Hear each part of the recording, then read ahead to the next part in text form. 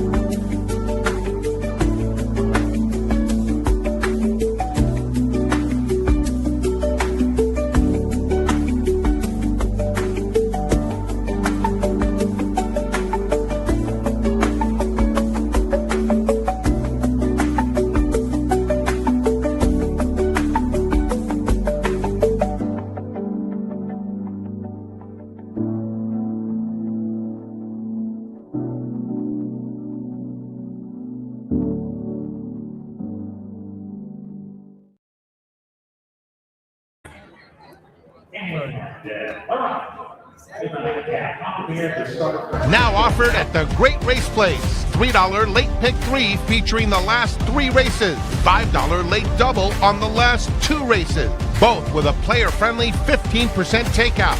Every race day at Santa Anita Park.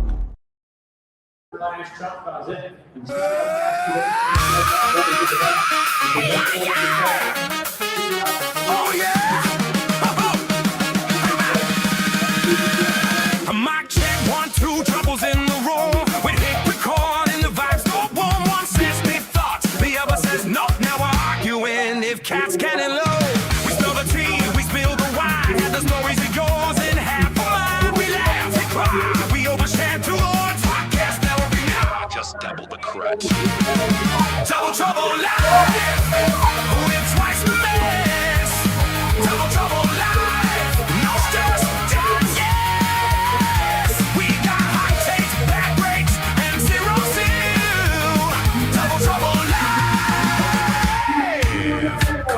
For the thrill. Oh yeah! Double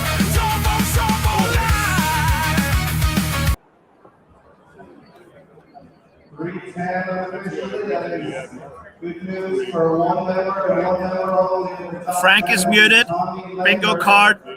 First spot already on the card, Frank. Double Trouble Live. Welcome back. 3rd day in a row. We had to send Mark Gelding on a horse to Las Vegas to try and exfiltrate Ciaran from losing all of our community money. That's why we have this logo here. But last I heard was instead of rescuing you, he crashed the buffet, got loaded, and is now harassing people in the ballroom. Yeah. Is that right? He's looking for an open bar, even though there's no. We're at Caesars, where if you bet $100, you have to beg them for a drink ticket so you can get Coors Light for $20. Welcome to Vegas. Hopefully Mark Gelding will check in with us. Like I said, he was supposed to be rescuing Ciaran to bring him back to Southern California, but it looks like it's chilly there. It's very warm here, Ciaran. You're like bundled up. I learned the last few years when you come to the NHC, it's a meat locker, so you gotta wear multiple layers, because if you come in shorts and flip flops, you're screwed here. Well, we have the dead race 6, so we can catch up on a lot of fun stuff then. If it's okay with you, I'd like to just get right down to business because Let's go. I'm stinging from yesterday. We were right there, and we just needed one horse to come through. We couldn't get an odds-on home for us. I mean, come on. That's just how it is. The positive is people got to see how much a pick 3 pays at Santa Anita. It's the best bet right now. In 2 days in a row, $2,000 almost. Friday, yesterday the same for $3. Can't beat it. Speaking of that, Ciaran, just real quick, believe it or not, I was up at like 10 o'clock this morning, and I had FanDuel TV on, and Curtis Calloward, awesome dude, part of the racing dudes, may still be, did my show many years ago at Del Mar. He's one of the hosts there. He mentioned on air our work on the late pick 3. He mentioned, hey, shout out to Frank Scattoni. And, I don't think he mentioned your name specifically, but he implied that what we were doing and raising the awareness for the $3 late pick 3 has been amazing. He's like, these guys were on it from day one. And then he read out my tweet with the, how we do the win parlay. And he's like, it paid 780 times more than the equivalent win parlay for a $3 bet. So and not just I thought that was awesome. The word's getting out, man. So pat yourself on the back. I mean, but what's crazy is I was talking to Jim Goodman. I can't remember if I said it yesterday. He was like, yeah, I could go in here and talk to these 1,000 players in here, and maybe 200 know about the low takeouts, which is kind of crazy when these are like, if we got lots of word to spread. Yeah, it's the East Coast stubbornness, but we'll talk all about that in after this race. So, all right. How are we getting paid, man? Last chance to get out, get up, get paid. All right, I've got mine right there. All right, put yours up. We'll walk through yours first, and I'll comment as needed. There was a big scratch, but that came in the dirt race. So yeah, I'm actually the early money came in on this one, which is what's shocking to me. I did not see that at all. I originally had the one as an A. I really liked the one, but I'm still gun shy with Sadler. Had 2 out of 40, but both of them were in our sequences that blew us up. But he's been cold. I mean, when his horses are favorite in the last race and he gets beaten, he's 28%. But I thought 9-2 was too high, and here the horse is favorite. So yeah. All right, well, let's figure this out here. Wow, you're singling the 7 on one ticket, and then you have a backup with 7-4-2. Oh, it's one of those 10-second thingies. Yeah, there. Yeah, can you fix that? So 7, and then you have 7, 4, 2, 1. Now there's been some. Then you have scratch. a 5 and a 3 as well. Is that right? Yes, it's another in case chaos happens type of. It's kind of spreading around because this race. It's a tough one. 27 races, Frank. Horses that were 5-1 or more, 12 of them have been won by it. And what usually happens is another one of those races. The favorite either wins or we see crazy prices. So it was I really wanted to just single the 7 to get out of here. But then I was like, yeah, I probably got a spread just so I can say I'm still alive later.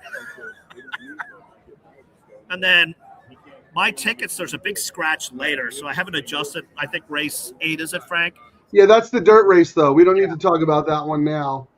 So let me get this straight. So, I'm with you. I think on paper the 7 is the most likely winner, but this is a tougher field than he has been facing. Don't get me wrong. Those open 40, 50 claimers are hard knockers, but there are some proper allowance horses in here. So while I agree with you, the 7 has a huge shot. I went a little different. I'm going to put mine up real quick.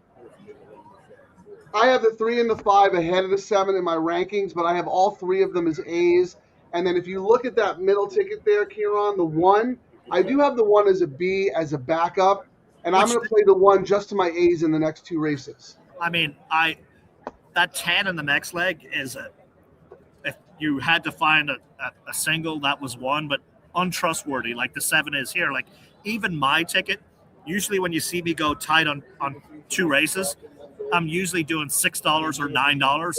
I felt I couldn't even do that. So we'll see. So let me look. So you have 10 is Mrs. Astor, right, if I remember correctly? Yes, correct. So you have her singled on 1, and then you have 8, 6, 7, 1, 2,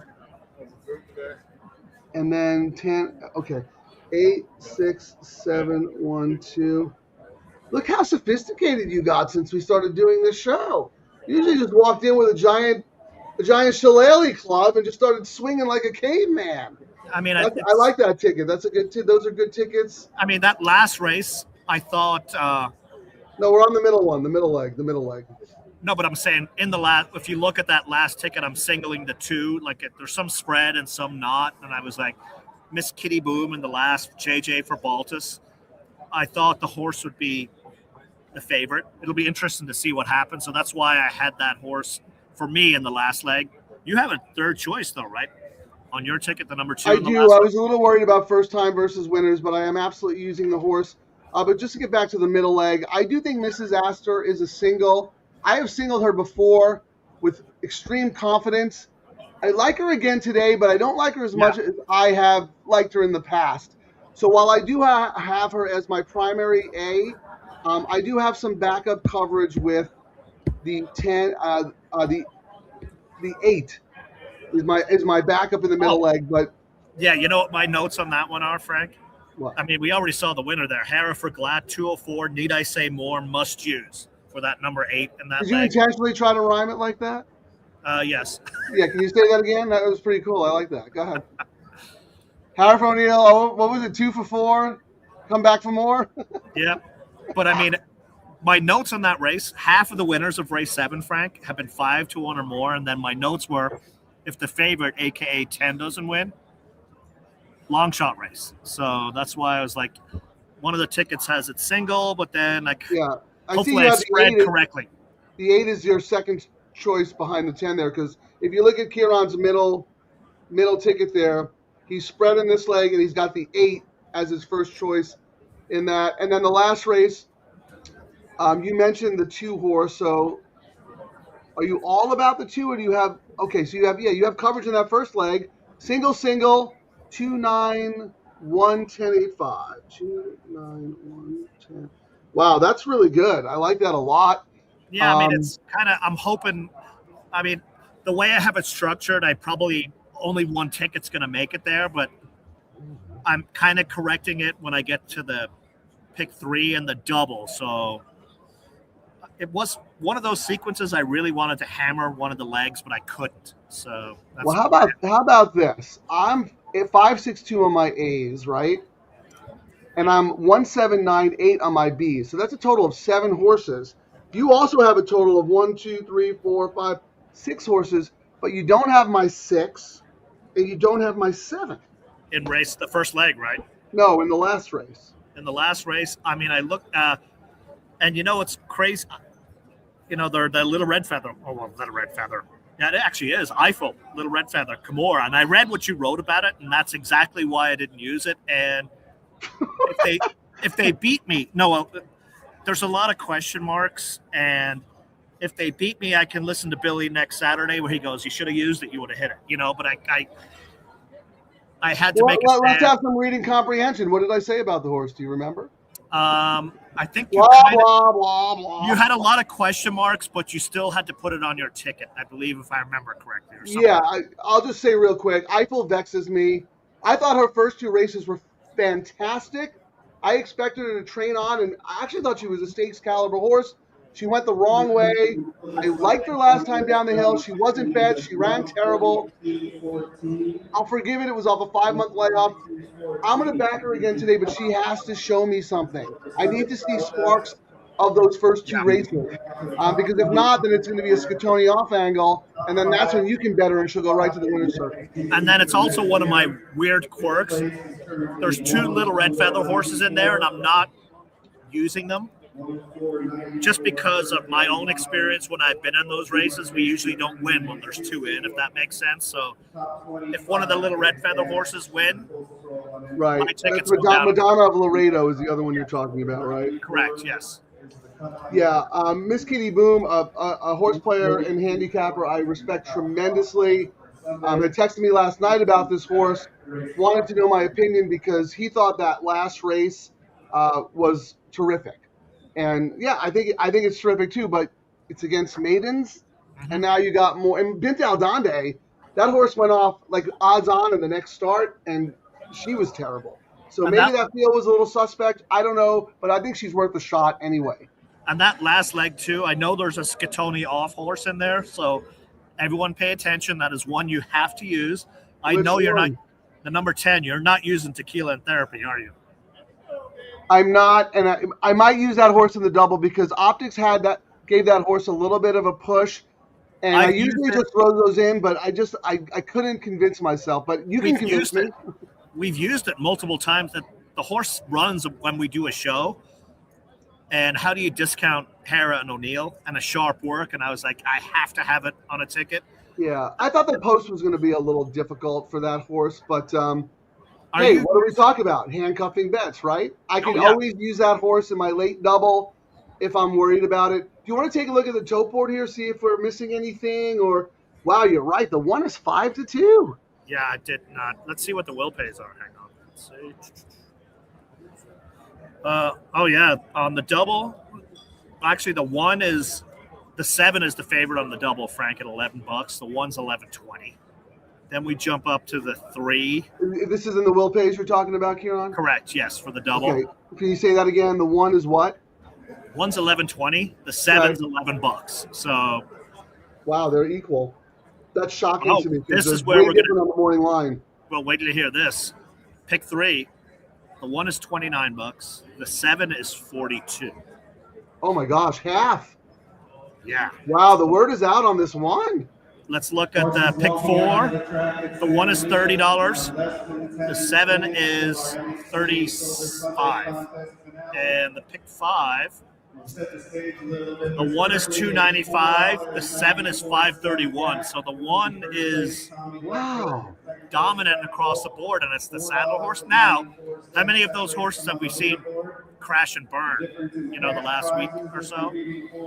But yikes! That is dominant across the pools yet again. Read your note on that horse if you don't mind. I like to hear your thought process there. Ayusu for Sadler. Trainer is 28% beaten favorite. I thought at 9-2 morning line, the price was too high. Too high. So you thought the horse should be shorter? Yes, but not this short. Okay. And then ultimately, where did you land on the horse? I put it in last spot just because I thought Beef Winslow, I thought was like really good. And then Crazy Cavalier, the Hera O'Neill horse. I put big chance in capitals. My long shot in this race actually is the number 2. What's at 13-1? Kimura for Yakteen. And the reason I like that horse a lot, raced on the hill last out and had a really big closing kick that I think is going to play very, very well here today. So that's my sneaky one here, the number 2. Yeah, I think all these horses actually have ability, and it wouldn't surprise me if any one of them won. I'm expecting a little bit of a fast pace, and I think that might compromise Moonlit Sonata just a little bit. But the jockeys are going to, it's going to be a big jockey race because I think a lot of these are forwardly placed and tactical. But at the same time, you can't have 6 of them up front, right? So a few of them are going to take back. But then again, the rails are at 20 feet, and we have seen speed hold very, very well. It's not like you can't close, but the speed isn't backing up, right? When the rails are at 20 and 30, you gotta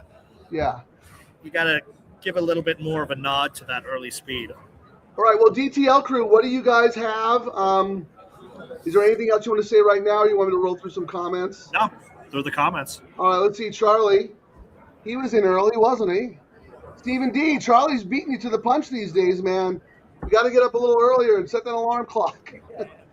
But no, Stephen D was right there too as well. Thank you guys for joining. Always 257 and then 713. Yeah, he's of a similar mind as us, where he's a little spready. But look at that middle leg there. He's got one ticket where he's singling the 6. On race 7? Yeah, in the middle.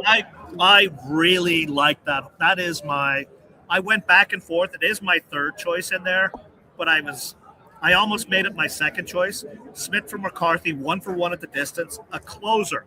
And I wrote these notes before yesterday, the racing. And my notes were, what Smith shows up? 10 miles back, Smith, or perfectly timed. And then I upgraded it this morning. I went, Smith was on fire yesterday. He had his clock is on right now. And usually when it's on for that weekend, if that makes sense. So I give that horse a big, big chance. I really like that one.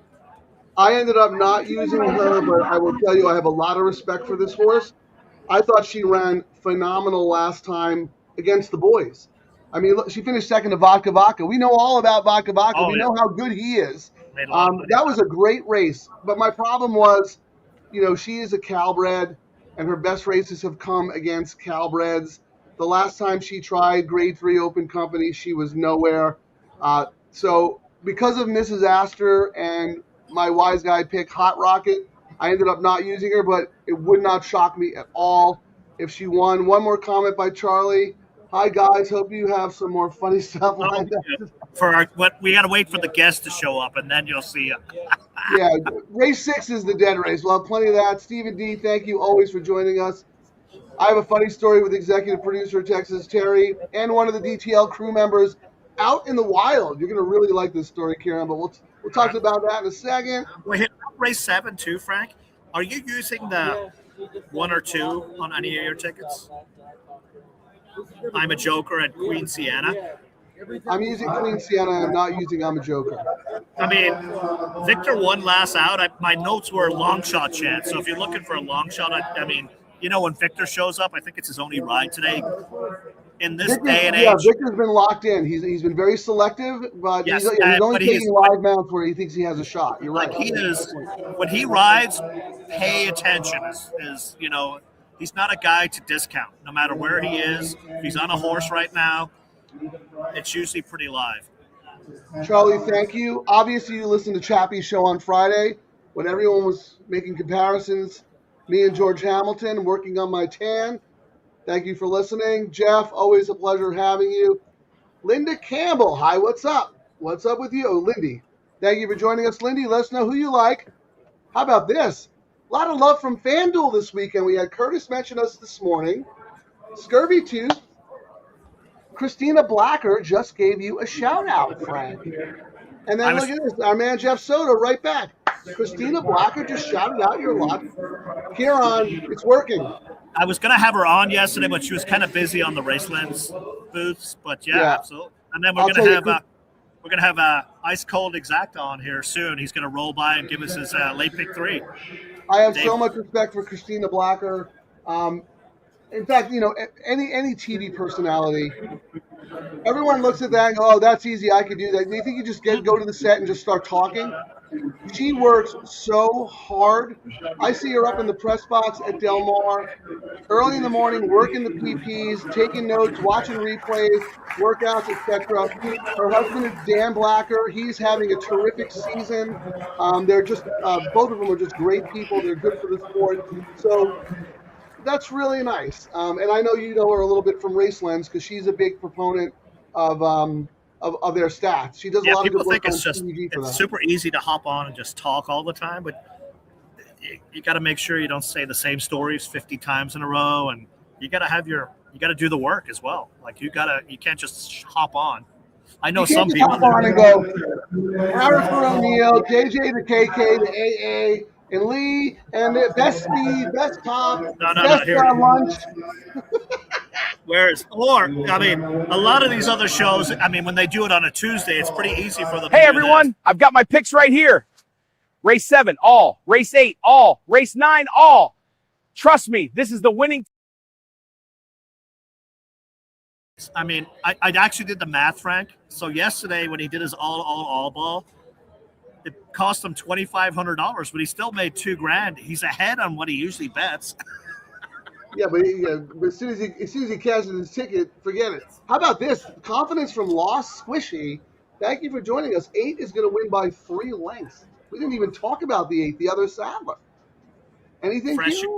Fresh you for Sadler. They're 0 for 5. One last out at the distance. Sharp works. Sadler is cold, and I will say, Freshu was on a horse I almost bought into in race 3, that Bugle. He did that horse no favors with what he did. So if he beats me in this race, he beats me, but he's not as sharp as he was before the injury is the way I view him right now. Yeah, I will say this. The 8 has really good come-home times. I'm interested to see how he runs. But Calbred facing Open Company just cleared the hurdle. What am I missing, Squishy? Let us know. And he also has confidence with your Hey Jesse there.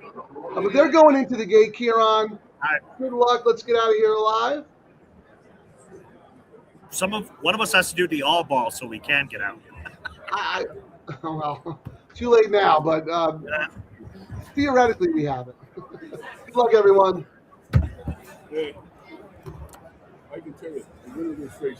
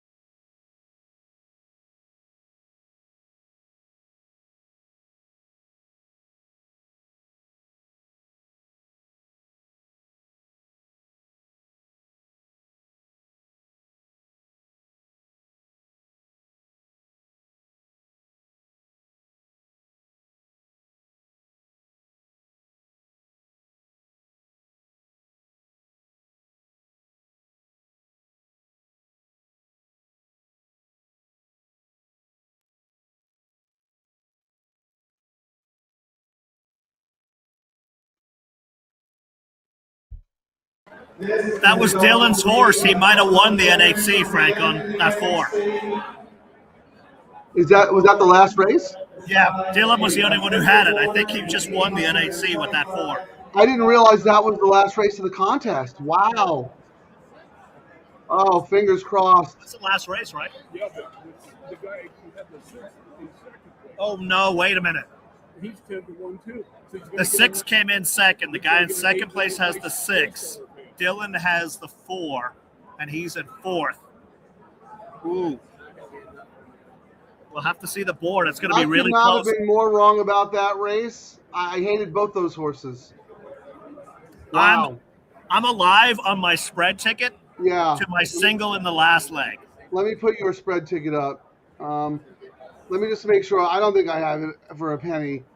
3, 5, I'm going to 7, ask the guys 1. what the total is. Hey, Steve, how far ahead is he? Oh, second place. How far out was Dylan? He's gonna win. Yeah, He's $25. going to come second, isn't he? 5, 3. Frank Polk and Oh, Dylan Donnelly. 7, Frank. 4, 2, 1, Ciaran. Dylan's going to run second. He's going to miss it by like $2. Oy, oy, oy. That 10 coming in second place cost them. Wow. So who do you think is gonna win? The guy in second, Frank Polk, he had the 6 at 10-1 for a place that'll give him 336. Dylan was at 305. At 10-1 will give him. All right, the 6 paid $12 to place, and Dylan picked up 22.80 and 15. 37. Oh, wait. 37.80. He might have won. Dylan won, right? That 80 cents matters. He won. 37.80. Oh my goodness. Let us hope.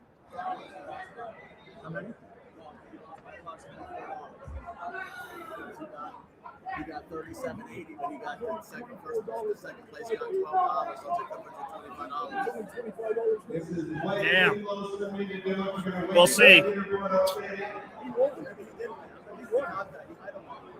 Frank muted. Everyone bingo card. I'm muted because I'm talking to the executive producer about Dylan. Oh, yeah. We can't tell right now. People that have been here, you can see the guy around Dylan Donnelly. Did he? Wow. Dylan Donnelly is a beast. I texted it last night.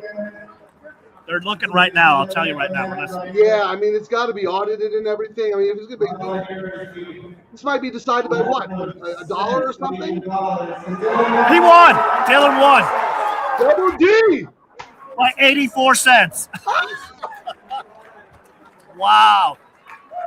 We were talking about Dylan last night when Steve Yeah. has been hanging with him. He's right here next to my us. goodness. He's been due. He's been so close over the years. If I was betting money, I thought last year he had a big chance too. Dylan is one of the best players out there. He's been on our show. He's been on my Best Bet show many, many times. And he's just a great person.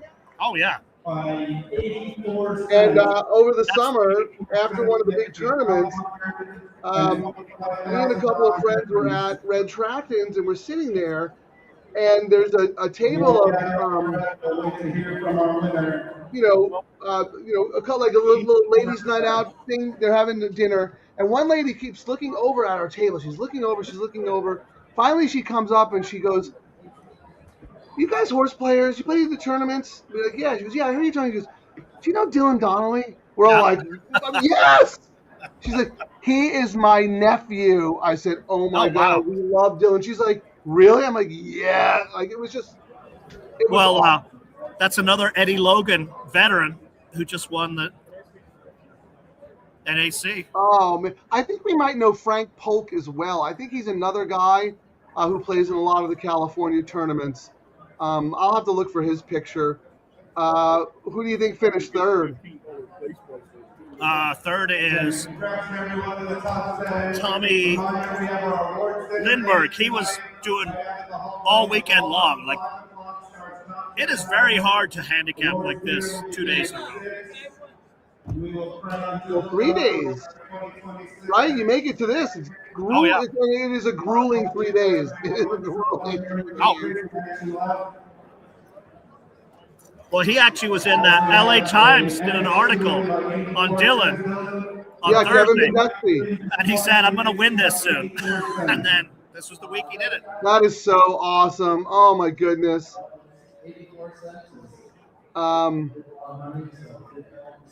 Wow, good for And him. look who won it for him. Our guy, Hara and O'Neill. Easy game. That was a great price to start off, though. That was my second choice. I Did know, you fade that him? was a terrible price. That horse should have been 30 to 1. Can you read me your notes on that horse, please? Sorry, it's really loud here. They're all cheering him. No, that's okay, man. Let's enjoy the moment. Dylan is a good friend of ours. He's a friend Here, I'll turn the of screen. the show. He is a horse racing. Oh, yeah, tell us. Tom Rooney, head of the NCRA. Hey, Ciaran, if you want to stand up and walk over there, this is the dead race. $25,000 with your name on it. How's that? I can hold it. Let's just enjoy this moment. This is the horse player's dream. This is what we live for. You know, we have fun gambling and making money on the low takeout wagers. And, you know, we have a couple of big scores here and there. But Dylan just played for $825,000. $825,000. And it doesn't get any better than that. It just doesn't get any better than that. I don't know what happened to Ciaran. He's being interviewed by Dave Weaver, TVG. We'll have Dave on here in a few minutes once they're done with all that. I don't know what happened to my StreamYard layout. Can you see me and hear me fine? Everything okay? Yes. Oh boy, I don't know what's going on here.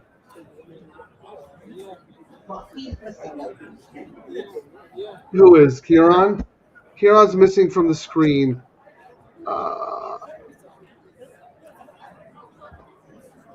don't know what I did. I did something wrong. Let me.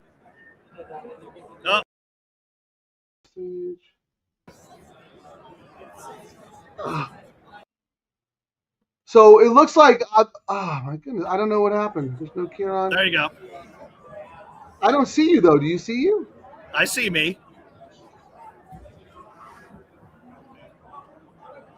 I don't know what happened. And all right, here we go. This is better.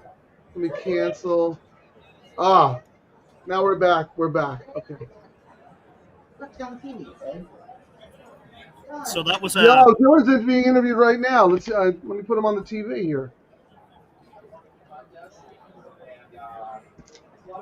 Yeah, we've got a dead race coming up anyway, but you're Let's out. enjoy, as horse players, Ciaran, let's enjoy the moment for him, man. Love it. He has been so close. Like 2 years ago, he was very close as well. He also did he was second in the BCBC one year. I mean,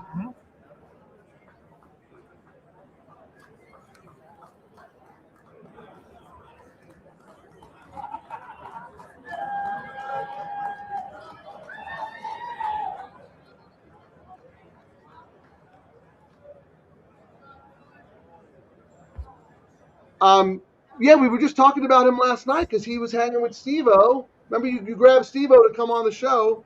Yep. One more time, ladies and gentlemen, Dylan Donnelly, your NHC champion. 84 cents. That's the way to do it. Are you serious? 84 cents was the difference. Oh my goodness, poor Frank Polk. Wow. Yeah. So, I've been on the other end of that too on tournaments. I feel it. I think my worst one was a 10-cent loss, Frank, for a BCBC. I mean, it wasn't this kind of money though. are you what? Like, was it a? That was for an entry for the BCBC, so 10K. And Was lost by, it mythical like this? yes, and 10 cents. Yeah, that's a little bit of a bummer for Frank Polk, but if he's Dylan the guy was that good. I'm thinking of, he's a really nice guy, and I'm sure he will be very gracious in defeat. But man, 84 cents? Are you kidding me? Well, That 80 That's why- cents, that $12, that 80 cents made a difference. Well, that's why we were going back and forth, because we thought Dylan had lost because it was a 10-1 horse that ran second. Right. You know, right. and he was already in second place. So it wasn't until they actually did the final math on that slight little difference. Like, you know how a 10-1 doesn't usually pay 10-1 on the pays sometimes. So it was all about the last few cents. That's the thing. That's what makes these tournaments so difficult, because he may have been on the fence. Do I take a 2-1 shot, or do I take it, try to hit a long shot? Sometimes you just have to take the points, because you do not know going into that last race how valuable that is. I mean, it's wild.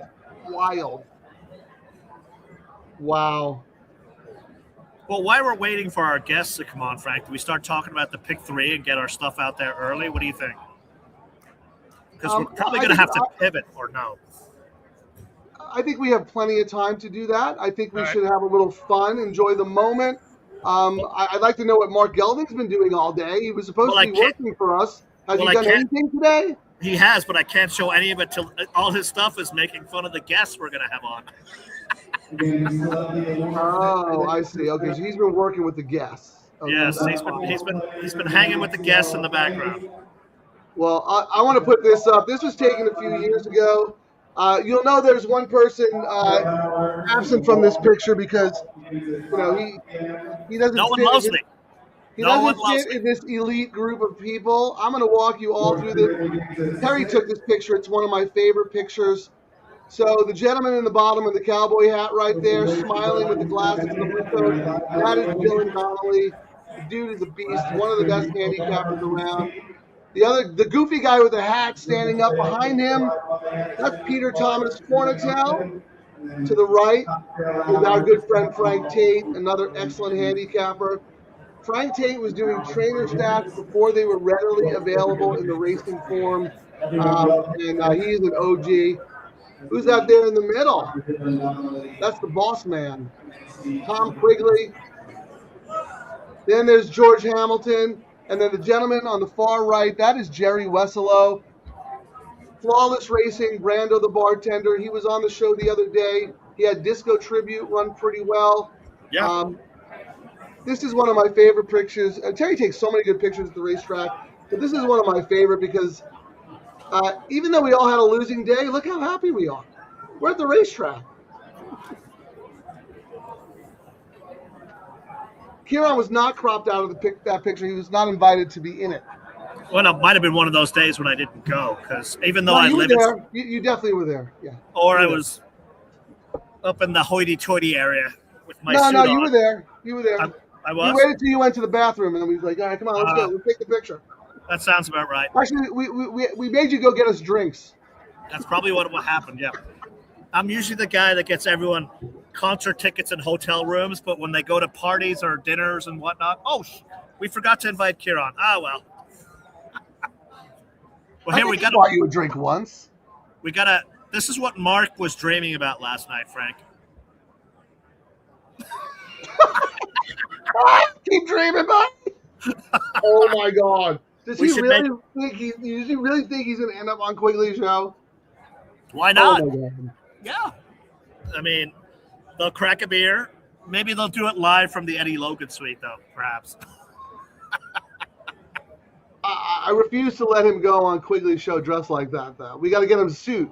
Well, he'll probably put a tie on, but it will be over his open shirt, knowing that guy. We got to get your custom guy, to make him a suit.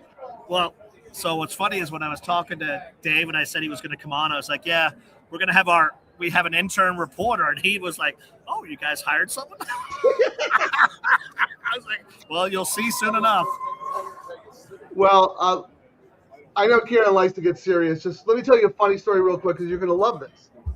So we're doing the show. And remember I told you that Terry went to the San Diego Wave game at Snapdragon, the women's soccer team. So she went with her friend. And it started early at 5:45. So she left while we were still doing the show. They go. They have a nice time. They're in one of the suites with the Chicano Federation, which is a group that Terry does a lot of volunteer work for. So that's like Terry's element. That's her thing. Her and her friend come out, and they want to take an Uber back. And they look at the prices, and it's like surge galore. It's like $80 to Oh, get I to remember that. Yes. Yeah, you've been there. You know it. You have season tickets to the men's team. So they're like, screw this. Let's take the trolley. So right, but whatever. You do what you got to do. She's with her friend, hasn't seen him in a long time, so they're catching up anyway. They get to the trolley. They get on the trolley. I think they got to Old Town where they had to transfer to get to UTC. So they're waiting for the transfer, and out of the blue, a husband and wife come up to her, and the husband goes, "Double Trouble Live.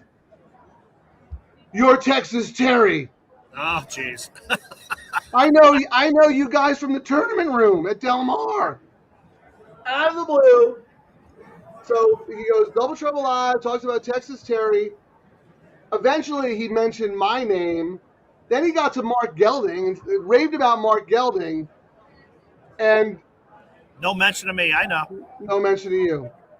But that guy with the funny accent who's always drunk or drinking. But everybody knows that the double means two people. So you're implied. It's the implication. But, dude, how cool is that? So I guess his name is Steve Queso. He plays in tournaments. He's a Del Mar guy. He says he told Terry that he listens to the show all the time. So I just thought that was the greatest thing. They took a picture together that I might post later if I can find it on my phone. But Ciaran, celebrity. Yeah, the word's getting out there. I mean, when some of the East Coast tracks start pushing the low takeouts, people will realize it, Well, anyway, I thought that was super cool. Whatever's going on in the universe, thank you. The racing gods. Terry gets recognized as a celebrity for Double Trouble Live and Texas Terry last night. Curtis Calloward and Christina Blacker mention us on air. We're making a difference, Ciaran. Look at the payouts on the pick 3, and we kind of talked about it yesterday. I would be surprised if we do not cross $500,000 before. What do they call the second meet at Santa Anita? The Hollywood meet? No, that's their fall. They call it. It is the Hollywood meet. You're right, because that's when Hollywood will run before. I think when we get to June, if we don't do it in June at Santa Anita, $500,000 in the pick 3, we'll have it happen at Del Mar. Oh, look who rolled in.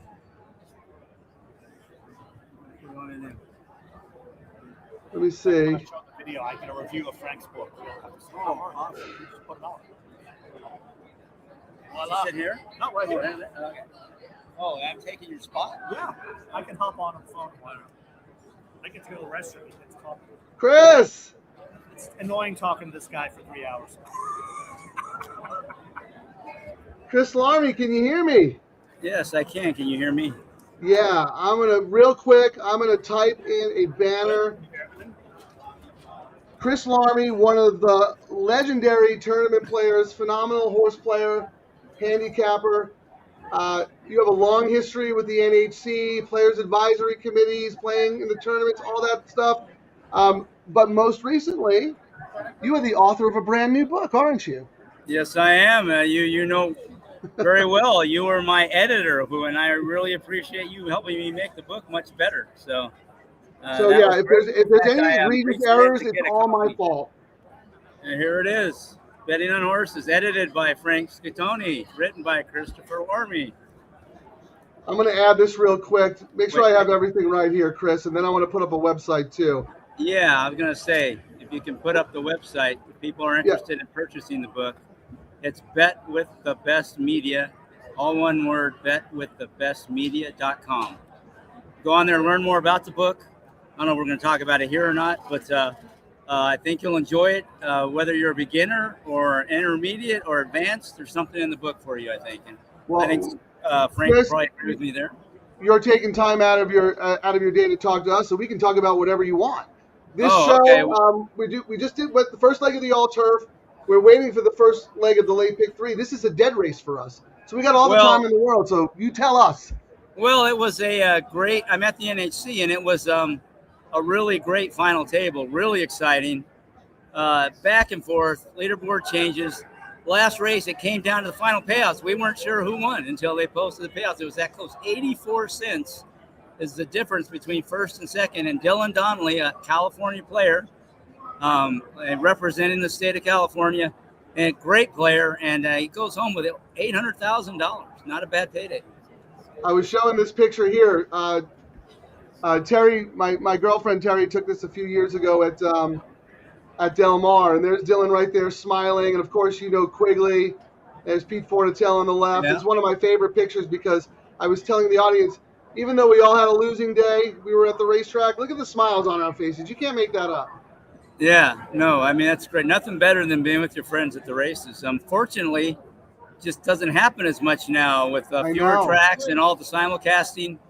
You don't quite have the same social engagement that you used to have around the track, which I miss somewhat. Absolutely. I mean, that is a big part of it. That's why I like living where I am, because it's easy for me to get to Del Mar, and I have the luxury to get to go there every day. So it's still special to me in that regard. But, most of the year I'm sitting at home in front of my computer betting by myself until we started this show. Now we've built like a really nice horse playing community where we get on live during the races, we share thoughts, we put tickets together, we gamble. It's like being at the track without being at the track. Yeah, the next best thing. Not quite the same, but it's better than just playing at home by yourself. And that's sort of another thing that's changed is you don't have very many good handicapping books anymore. When I was coming up in the game, there were a whole bunch of them. Guys like Beyer and Christ and Barry Meadow and Mark Kramer, write great books that could help players, but there just hasn't been any for a long time. So that's why this was the last best one right here. And there you go. And wonder who edited that book. Yeah. I'm trying to fill that gap, and a lot has changed in the game. I mean, really changed in the last 20 years, and you have to adjust the way you play. And that's sort of one of the themes of the book is you have to constantly adapt and evolve. And I try to talk about, especially with like the CAW teams and some of the other changes in the game, how you can incorporate those changes into the way you play, change the way you approach it, and maybe improve your chances of success. And, the other big theme in the book is, in the title, it's betting on horses, not handicapping horses or picking winners. I think a lot of players are pretty good at that. They've been doing it for a long time, and they all have their favorite angles and approaches. But I think a lot of players don't understand how to leverage their opinions, exploit that value they identify, and really cash in an optimal way at the windows.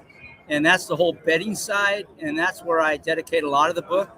And I think that's where a lot of people have room for improvement. So if you're one of the people I hear say, I'm a great handicapper, I'm a lousy bettor, this book, it'll help you handicapping, I think, too. Maybe think a little bit different about how you use information in handicap. But I think it'll really help you think about how you decide what you're going to bet and how you're going to bet, and to do that more efficiently and with much better results. 100%. And I think part of the problem is a lot of us enjoy the process of handicapping so much that we end up spending 80% of our mental energy handicapping and only 20% on ticket construction or bankroll management. So one of the reasons why we started the show is because we wanted to make this a gambling show, a wagering show. Everyone on the show is smart. They're good handicappers. They have good opinions. So how do we maximize and leverage those with ticket construction, right? So, and if you look at the name of your company, it's a bet with the best. It's not handicap with the best. Right, It's bet exactly. with the best. And that is also a reference to the podcast you used to do, right? It's been on hold since I've done the book, but now I'm going to start it back up. The Bet with the Best podcast really is focused on betting and picking the brains of some of the most successful players ever. I'm like guys like Andy Beyer and Steve Christ, Barry Meadow, but also the guys that are pros today, like Paul Matisse and Mike Maloney. I mean, just these guys are willing to kind of share with you, how they approach the game, how they think differently, how they bet. And I mean, it's just, to me, really invaluable. I've learned a lot from them, so I don't know how anybody else that enjoys this game wouldn't do the same. So I recommend, if you're interested, first of all, please buy the book. It's $39.99 right now That's the early bird pricing. If you go out to betwiththebestmedia.com, you see on the screen, you can buy the book. But you can also go back and listen to some of the older Bet with the Best podcasts. They're all evergreen. They're talking about, betting and handicapping races. They're not talking about specific races. And I also have a weekly Sport of Kings podcast where, again, I focus more on betting than handicapping, but we actually talk about, it's sort of like your show, Frank. You're focused on Santa Anita, but I usually move around to whatever the big races of the weekend are. Like next week will be the Louisiana Derby. We talk about, I have a guest on the show, and we talk about, how they approach the card, how they, what their opinions are, and then how they're going to bet those opinions. So a lot of resources. I've been trying to provide horse players with some ways to get better through the podcast and now the book. So hopefully people will enjoy it and get something out of it. And, I really recommend that if you are interested, pick up the book. I've written it, so you don't have to read it cover to cover. It's easy to jump around, wouldn't you say, Frank? And zero in on things that interest you. And I have to believe there's something in there that you'll enjoy or that'll help you as a player. Yeah, we got about 1 minute before this race goes off. Right. I just wanted to say, Ciaran already admitted on the show yesterday that he doesn't read books. I don't know if he can even read, by the way. He's the illiterate half of the duo. But anyway, and I'm not saying this just because I had the honor and pleasure of working with Chris on the book. He's talking about you, by the way. This is an awesome book.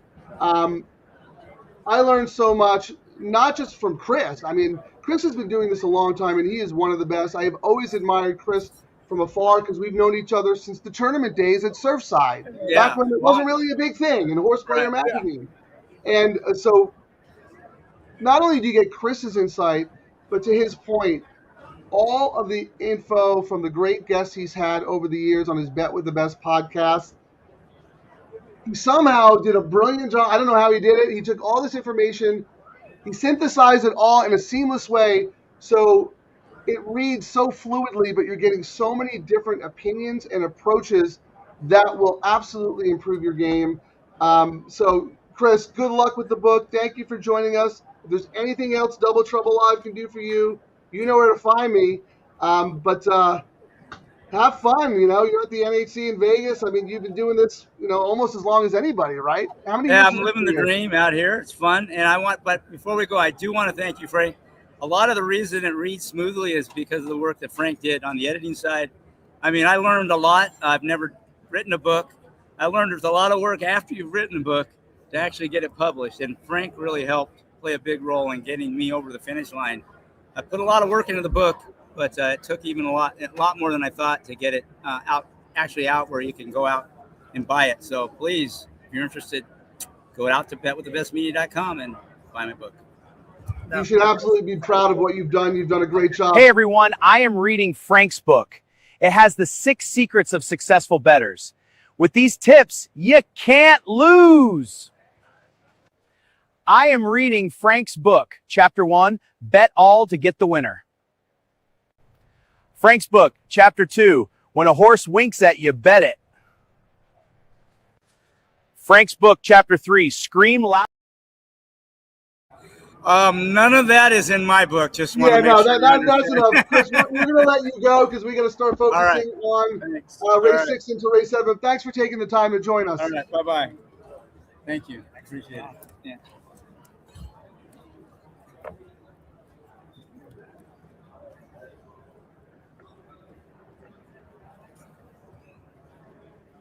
Darn it, I didn't get to see the comments while Chris was on. I wish he could have seen this. I'll take a screenshot for him. Yeah, we'll send it to him later. I couldn't see it on my phone. Yeah. When the screen is so small, it's tough, I didn't really want. I really wanted to watch that whole video because you know how much I love it. But I figured we should probably start getting serious here. Yep. Do you want me to remove you from the bottom or keep you up? No, you can pull me out. I don't know what happened. I jumped out, so. All right, here we go. Let's watch this race. They're off. We'll be back and we'll get serious. Good luck, everyone.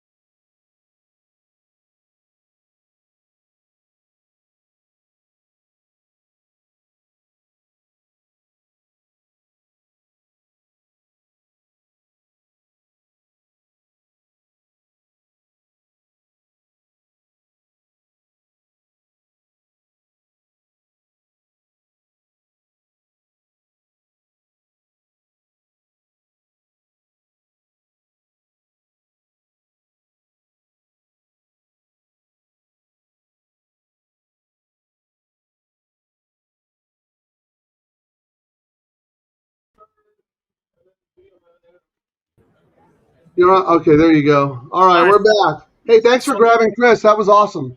So while I was watching, the races going off, I was like, we didn't get to do it because we had Chris on, but I was looking at what the probables were. Wow, is all I got to say. Crazy? Guess who the favorite slightly is in this next race on the probables? Well, I'm going to guess it's not Mrs. Astor because you sound surprised. No. I'm going to say it is Mrs. Astor at $27. Guess who is $1 less? The 5. I really the like blacker horse. The blacker horse at $28. No, the 5 is D'Amato. Oh, is that the 5? Oh, wait.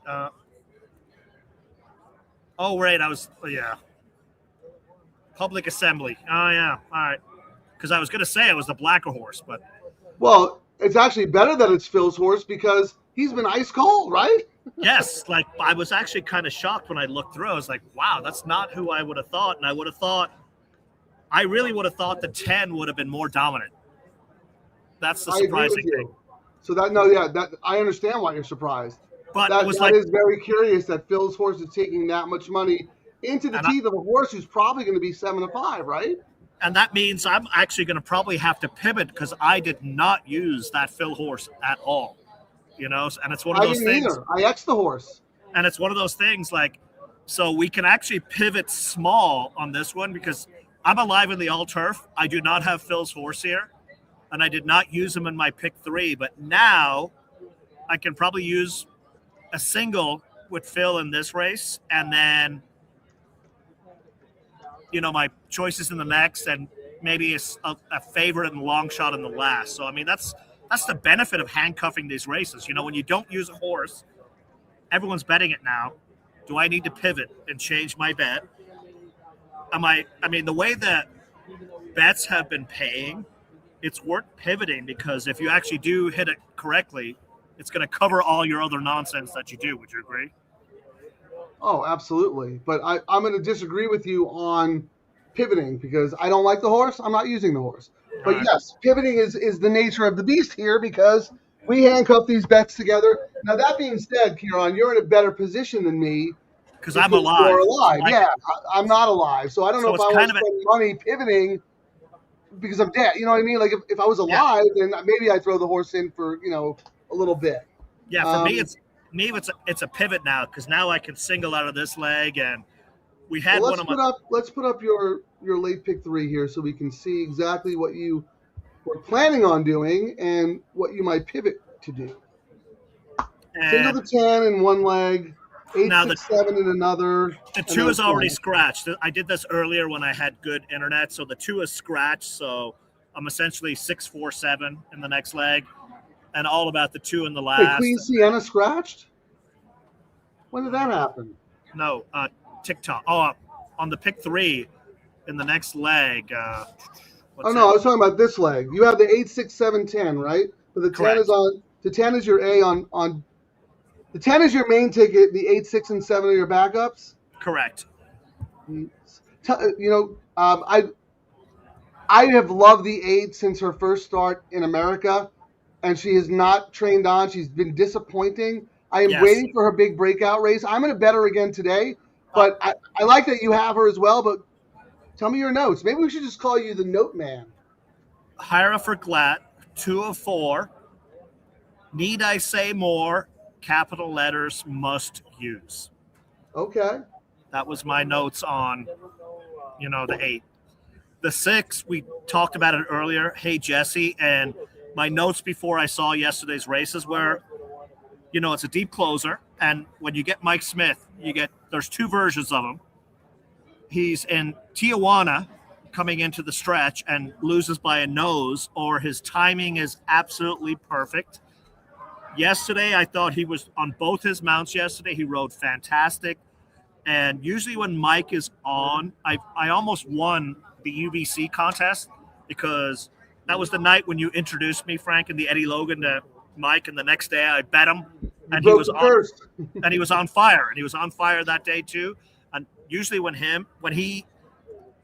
he's feeling it, he feels it for a couple of days. So I upgraded the horse because of that. Yeah, I think he's been riding pretty good, actually. And I made a note of that in my head, and then I actually went and looked at his stats on the meet, and I was like, oh, they're not that good. But I feel like he's been riding well. Yeah, and his agent is doing great because, he's saying, dude, my hip, my knees, I'm only going to ride 6-7 times a month. Give me decent mounts. So he's a lot more selective now, and he's one of those guys when he shows up, you absolutely have to pay attention. I just want to apologize to the audience today. This is a little bit of a different show, so if we don't get to your comment, please don't take it personally. Ciaran's at the NHC. There's a lot going on. We wanted to take advantage of the fact that Ciaran's got boots on the ground, have guests. There's races in the background. So please don't take it personally. We love all the comments, and we try to get to as many as we can. I just want to put that out there. And if we have time, we will. But right now, we got to focus on the late pick 3. Well, we got to talk now because we're going to have Ice Cold Exact on. He's got to go be a degenerate and put his bet in, and then he'll hop on in a second. Well, do you have his play? He's doing his play in. He didn't tell me what he's going to tell it live. I mean, Mark already knows what his play is. Hang on, let me see. Before he shows up, I better show it before he gets here. Otherwise, he won't come on. I read Frank's book, chapter 1, and I am going all on the pick 3. Well, when Ice Cold comes on, you better go to the bar and buy the man a drink because you've been harassing him all freaking weekend. And did Mark get a chance to interview him? I'm not sure, but wait, hang on. I know he was all about the 6 when I talked about him this morning, and this is what Mark thought about his pick. They take little kids' pictures on the number 6. So, what is Mark's play? He's there to represent DTL, and like he's dissing. I mean, Ice Cold is a legend. He was like, when you put me on TV, he'll be nice, is what it is. All right. Here's my pick 3. I like the 10 and the 8, and that's it. So I'm gonna get ready to type. Here we go, Dave Weaver. I'll hop on. What about you? I'll hop on with the earphones and whatnot. Yeah, talk smack. I know it's annoying talking to Frank, but you're stuck with it. Dave, what's up, Frank?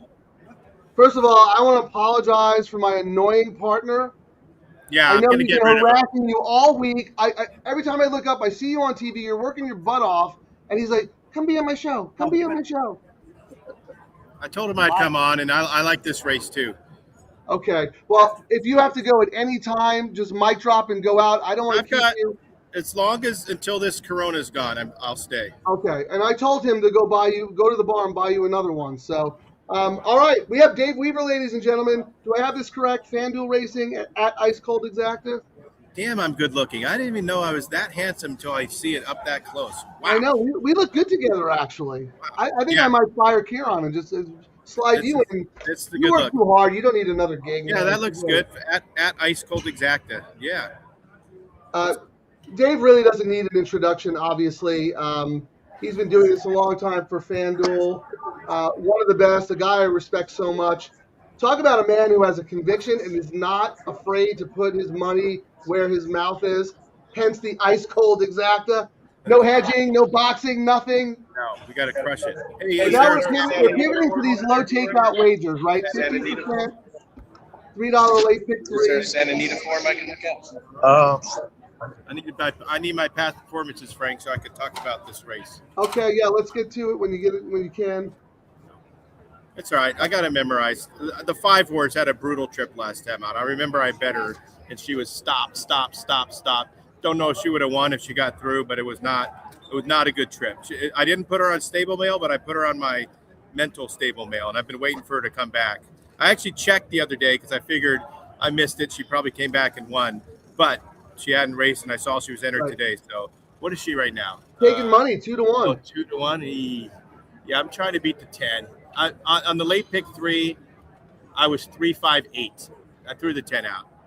All right, hold on, because I want to put your play up if you don't mind. Just give me a second to type it in. because we actually gamble on the show. We like 15% takeout too. Yeah, we want to support these wagers. So $3 late double. No, pick what'd you three. say? Pick Sorry, three. late pick three. Yeah. Yeah. It's been a long gonna weekend. Be 3-5-8. Yeah. Key to 5 if you want to play a little bit extra. Single to 5, but Okay. 3-5-8 on the big ticket. We scratched into. I was singling the 6 in the 8th race all along. I'm trying to beat the 2, and then the 2 scratches, so now I'm probably going to be 2 to 5 instead of 7 to 5. But I'm going to take what I'm going to consider the free square there. Okay. So 3-5-8 with 6 with 1, 2 is my top pick. 3, 5, and 7. 1, 2, 3, 5, 7. So 3 by single by 5, $45. Is that a bad structure? No, not at all. Maybe I could go a little thinner on the end, but Yeah, but I don't think you need to, because you have that 6 single. The thing about this is with the 15% takeout and the higher minimum, it's always an overlay. It's still going to pay more than the parlay. So Ciaran and I do, we start with like $100 budget, and we have so much coverage that you think maybe we're not betting efficiently, but when you see what these payouts are, you want to hit it. I mean, yesterday it paid over. It's a 6-horse field in the middle leg when our moonlight went down, and it ended up paying $2,000 plus. Amazing. Parlay was like $1,200. I mean, where can you find that kind of value?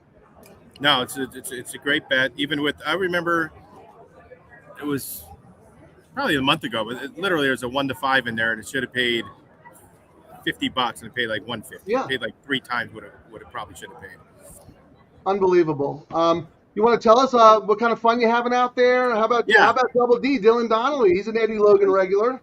Unbelievable, just the way that went down. I mean, the guy that was in front, Tommy, was drinking beers, had a cigar in his hand. You can't smoke in here, so he's carrying around an unlit cigar. I don't know if you guys were able to see the actual like rooting during the races, but basically 9 people were just staring at the monitor, and he was actually fun. So I was rooting for him because he was like me, I just want to drink a beer and get in the zone. But he got caught, so he had to lead. Dylan, I mean, to have 2 horses finish first and second at the same odds, and one pay $3 more to place, I think that's just lucky. I mean, I think he got lucky that the horse paid so big. Not lucky in the fact that he doesn't know what he's doing is picking winners, because I've never seen anybody work as hard as he did. But he knew what kind of price range he had to take. Yeah. But still, to win by 84 cents, that was just an incredible ending. Yeah, one of the pays was like, I think maybe his place pay was like $12.80, and I said to Ciaran, that 80 cents could actually matter. And it did. I mean, it's just unbelievable. Dave, you've been covering the NHC for a long time. I know you're a tournament guy. First of all, just to make it to day 3 is a huge accomplishment. It is not an easy tournament. It is grueling. It is mentally exhausting. It is punishing when you run third and half the room is cheering for a cap horse who wins and you don't have it. It messes with your brain. You have to be mentally focused. You have to be locked in, and you have to have the good opinions to back it up. And it's in Las Vegas, so there are a lot of other things distracting you from what you're supposed to be doing. Some people I've heard stay up till like 5 in the morning, and then you see them down here at 9 o'clock doing their job, and you wouldn't know one way or the other. But others are in their room at 6 p.m., not going to let anybody talk them into going to dinner or anything, and studying for 12 hours straight. So there's just a lot of different approaches you can take. Either you come here to have fun, or you come here to win, or maybe both. But I've seen the guys that spend 12 hours end up with 0. So you just need. Yeah, that would be me. I would be the 5 a.m. guy that ends up with 0. But you need things to go your way for 3 straight days, which is almost impossible. The first time I went there, I wanted to make sure I was prepared. I looked at every race from every track. I played in the first chance, last chance, handicapped all those races. I was cooked. I took myself out of the game. I put so much pressure on myself.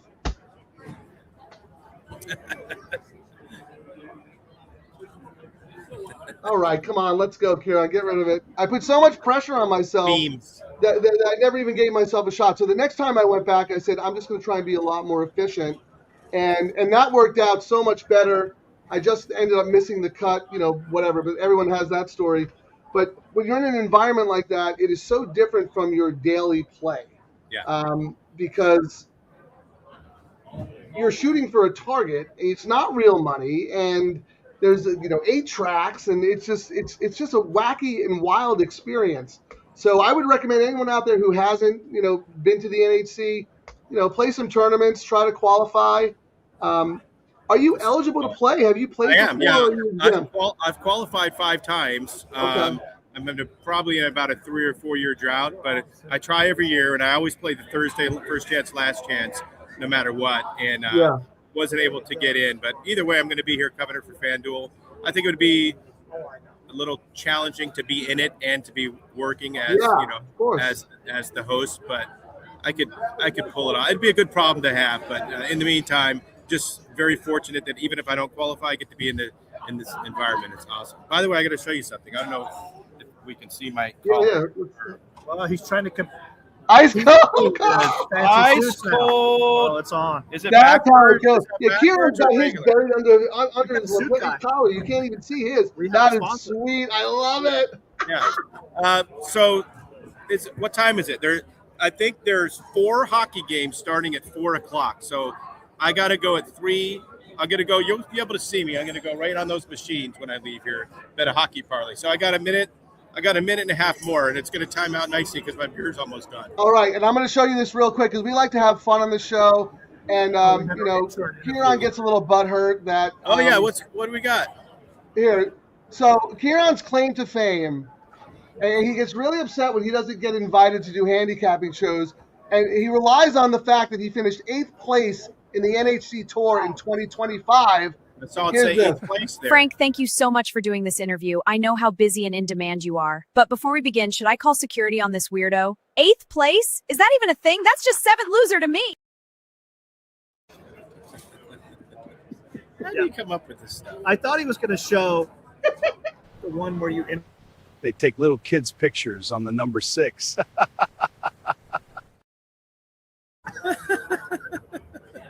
Let it ride, obviously. Great, good reference. Ice Cold, thank you so much for joining us. There's his late pick 3. Oh, man, I got to talk to Ciaran again. Thank you, man. You did great work. Yeah, sorry that you have to get this guy back in the seat. My bad. You saved me of talking to him for like 10 Hi, minutes. Dave. Thank you. And I'll bet the 5 to win here, too. How about that? Dave Weaver, ladies and gentlemen. I love Dave. He's so good at what he does. Great handicapper. It's so funny. I wish I had told them. Actually, I told them this in person. There's a couple of old school Greek guys who hang out at Del Mar, and Dave was walking by in the paddock, and Spiro goes, "Of all the TV personalities, Dave Weaver's the guy I want to hang out with the most." Oh no! Smokes cigars, drinks, gambles, good guy, fun. And I actually introduced him to Dave, and it was like he met Dave is dude's awesome. Well, there's his play. Let's get to our play. Let's look at some probables, Ciaran, going into the next leg. Who's going to be favored? I'm pulling it up right now. Let's see what we're looking at. I'm not pivoting, ladies and gentlemen. I'll let Public Assembly beat me. I don't care. I'm actually, while I was sitting there, Dave just went and bet his paycheck from TVG right now on the 5. So he said he's going to do a 4-team parlay on hockey at the machine right there. He's like, you can show me on, and then I'm going to go bet the 5 to win. So I think I'm actually going to have to pivot because I just want to get up because I don't have that horse, Well, look what happened. The money showed up on that Sadler horse in the previous race, and it was wrong. True. Well, do you like Public Assembly? Let's say Phil wasn't cold. Just evaluate the horse on the horse's own merits. I mean, he's okay. It's okay. On its own merits, yes, especially with this jockey. Yes, that's why. But it was like, I had so many other horses. I was like, I got to pick and choose. And Phil was cold, which is why I didn't, use it. But my pivot will be 5, pick 3, 5 with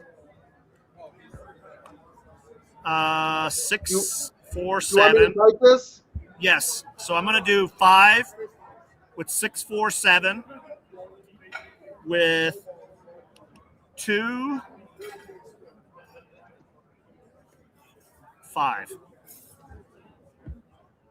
$12. That's going to be my pivot on a horse I was kind of thinking of, but I threw it out because the trainer's cold. But then I should be going, I want the trainer to get hot so that my horse can win, later this week. Did they draw that race yet? I actually did not look. I was so focused on playing this stuff. I did not look, did not see it yet. All I got was the workout review where Phil was like cursing at Barrios. Oh, look at this. We already told him he's like betting like a degenerate. One Corona, and he's like throwing money away. He's never met a bet he didn't like. He's like you, but he does it all across the board. He's also a really good sports handicapper. Oh no, that's his sports on what he does. Yeah, yes. Yeah. Like Dave's, I learned. Dave's a real gambler. Like I don't mean that in a derogatory. No. Like he's a smart, informed gambler. Really good. Correct. Really good at what he does. All right, Ciaran. So let's look at the tote. Mrs. Astor is now 9-5 favored. Okay. Going let's forward. look at the pool. I'm just looking at the pools right now. Well, we got 140K in. There's a lot of hedging on Miss Astor, which is not surprising because we really wanted to like her a lot more, but there was a lot of question marks. 42K to win, 12K to place, 6K to show. It's not like a dominant chalk that we would usually see. Well, how about this? Because we didn't really talk about the Miss Astor in this leg to the 6 in the next, the double, $7 for 2. Oh, who's the next lowest? Oh my God, it's not even close. The 7 at 46. The 6 is going to be 2-5 based on that, right? Yeah, but I was looking at the pool money here, and the 5 is the people betting on the 5 right now are betting on the nose. They're not hedging. They got 30,000 to win, 6 to place. The guys betting on the 10 are going, yeah, should win, but I'm going to kind of hedge my bet. That's not the kind of chalky chalk you usually want to bet on a race like this. But Steve D'Amico wants to know what we think of the 4 horse here. You got anything on the 4 horse? Let's see. Diego for Belfour, sharp work. I didn't toss it. I just put that notes in, and someone was just telling me Diego's out of here. He's going to Gulfstream. Yeah, he's going to make a move to Gulfstream. He announced that after he won the big cat. I think he'll do very, very well there. He's going to be a jockey to watch when he gets out, when he starts getting the mounts. Yeah, I'm a little surprised he's leaving, though, because it's not like he was – I mean, he's good. He's still young and learning. But maybe he needs to go there and, beat up on, second-tier jockeys and then come back. Yes. Maybe learn a little bit more, whatever it might be. Because he's been in the top I mean, no matter what people say, I think Santa Anita, California, top colony. I know Pratt is – people go Pratt and Irad are out there, but they get all the cocks, like all the gazillion-dollar horses. Yeah, there are 3 to 5 shots every race, so I don't care how good they are. It's not a good gambling product. Correct. Who did you use in the middle leg there? I'm trying to look. I don't even remember who the 6 is. Oh, the Bondi horse, yeah. Yeah, so this is the all turf I'm alive on. I've got 1, 2, 6, 7, 8. Oh, wait, I'm looking at that wrong. I got to be looking at that wrong. Stephen D likes Paradise Lake. Yeah, I think Paradise Lake and Public Assembly are pretty much the same horse. I ended up not liking either of them. I'm worried about the distance for Paradise Lake. And, Public Assembly has been beaten by a bunch of these already. I've been told, so don't I listen agree. to me. I agree with Frank on Paradise Lake. So you guys should go bet that horse right now because how many times lately has that happened? Because I went faded going longer, so that I thought the distance was an issue, and Urton's only 6%. But we've said that probably in the last 2 weeks, 3 or 4 times. Both of us agreed, fade the horse, and what happened? Win. Yeah, the like it's been so weird for me. It's like I've done really well in races where I like kind of had like a lukewarm opinion, but there have been several races this meet where I either felt super strongly about a horse as a single or super strongly against a horse, and I was wrong almost every time. Yep. There at the gate. Good luck, everyone. I think the best result for both of us would be the 8. Good price you have on the all turf. Good way to start the late pick 3, right? Correct. All right. Good luck, everyone.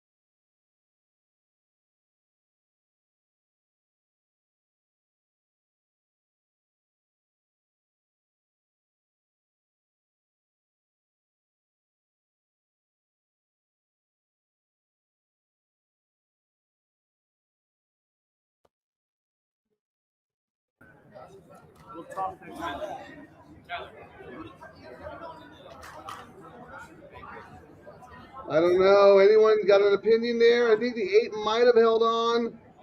We have got Resolve on this show so many times, always run second or third. It would just be like that horse to beat me on the line today.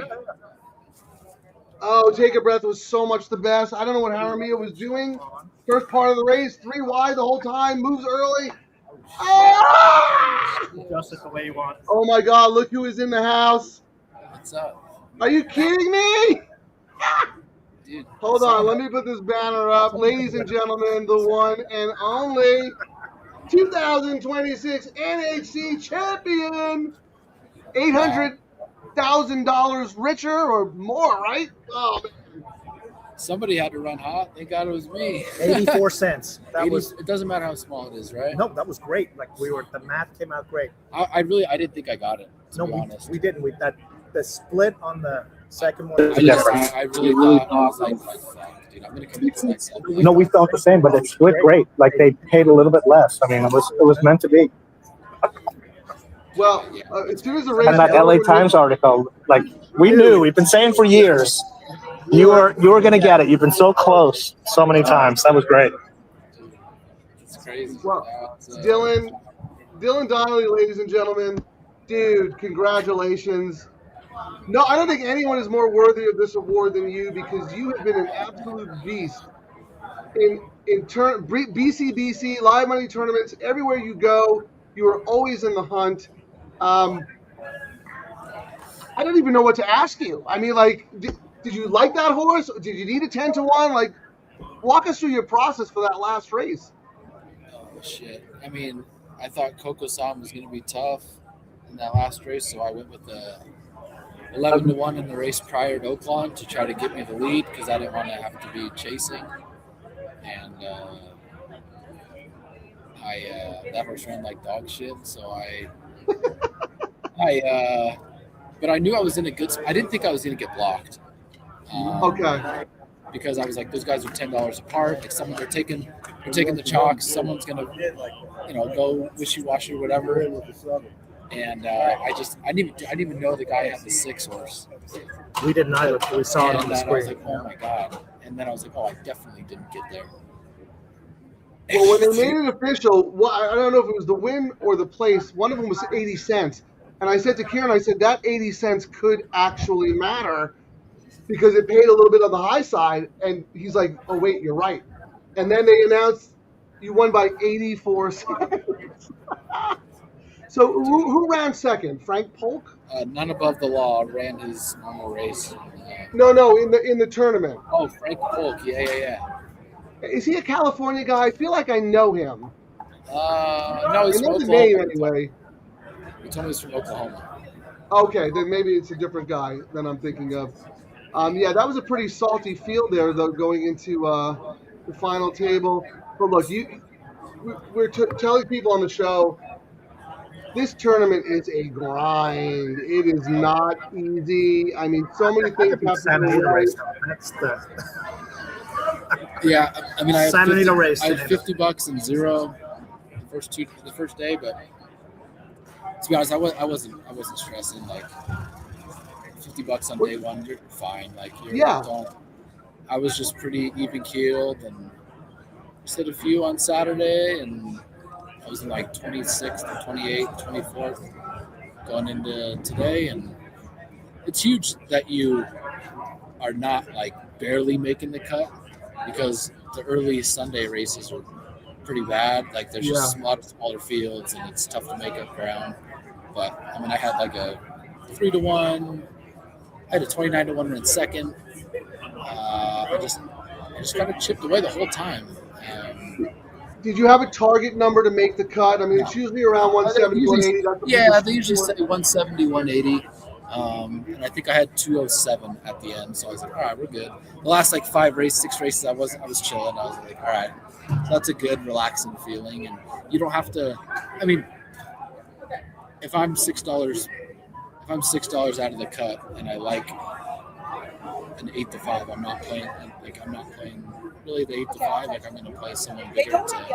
So who knows how many chances you're going to have to win this thing? So. You gotta go for it. You literally have to. So. Well, let me ask you this. I didn't get to pay that close attention to the leaderboard because we were busy doing shows. But at one point I looked up, I saw you were in the hunt, but how far back were you at some point when you were like in the top 10? Were you like significantly back? Did you have to make a big run? $40. I was $40 back. I was $40 going into the behind the leader, going into the final table. And the very first race I played a 3-1. I was like, hey, I'm chilling. And it ran great. That was the difference. Doing the favorite was literally. Yeah, like I'm not. You can't. Favorites. We talk about it all the time. Yeah, it's, I was talking to Mike McNansky from Barstool Sports, who was playing in the last chance, first chance for the first time about some strategies, and we talked about that. You don't have to pick a 10-1 in every race. You need a good mix and match as long as you're going to get to your target. Because that 3-1 at the end of the day absolutely matters. It could be the difference between making the cut or not. And it turns out here that you got the winner, you got the points, you moved up the leaderboard, and that put you in a position to, make some noise. It's the game within the game. Yeah, I mean, I played 3-1 early yesterday. I was like, I thought the horse should have been 7-5, so I'm gonna try to get $12. Great value. I was telling the story before about over the summer. Me and a bunch of my friends after one of the tournaments where you got to roll out and go to your. And there was a table next to us of very nice ladies, and one of them kept looking over at us. She just kept looking over, like I could tell she's kind of eavesdropping. And at one point, she got up and she said, "Excuse me, guys and gals." Terry was there, and a couple of other of our partners. And I don't mean to interrupt, but I hear you talking about horse racing and tournaments. And can I just ask, do you guys know Dylan Donnelly? And we all were like, yes, of course. Was that my aunt?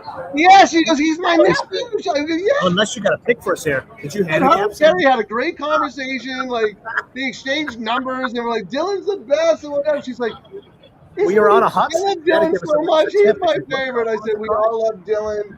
And not only do we love him, the dude is a freaking amazing horse player. That was a cool moment. Yeah, no, she was like, hey, I ran into some people at, I forgot what it was, retroactive. Yeah, retroactive, yeah. Yeah. Wow. Ran hot. Someone's got to do it. And, why not me? Yeah, but come on, don't be so modest. You have to make some tough decisions. There's a lot of game theory involved. You're not just, when you're playing a tournament, you can't just play in a bubble, right? I mean, you can for a little bit, but then at some point you have to look at the leaderboard and say, okay, what do I need to do to get me where I need to be to win this thing? Yeah. So your point was like that 3-1 was a great decision. Yeah. You ran hot in terms of your handicapping and whatnot, but there is so much going on. We had Steve-O on the show, Steve Simonovich, yesterday, and he was in a position where he needed a price to get to the cut. Right, so he put himself in a position where he was in striking range. Didn't work out for him, but every decision he made in those 2 days, getting to that point. 100%. Yeah. So I'm gonna go. I need to talk to Doug O'Neill and go. Go do your thing. I gotta go meet Crazy Cavalier. Dylan, thank you so much for taking the time. My hair, like a bottle of. Yeah. Everyone's yelling at me to let's hurry up and go fucking. Go celebrate. Enjoy the moment. Thanks for taking the time. Really appreciate it. All right. Wow. Ladies and gentlemen, Dylan Donnelly. How about that? We're so proud of you. That's Texas Terry. Congrats, Dylan. Great. Of course, it has to be Saturday. I love it. You're going to be out next week? Oh, man. That is amazing.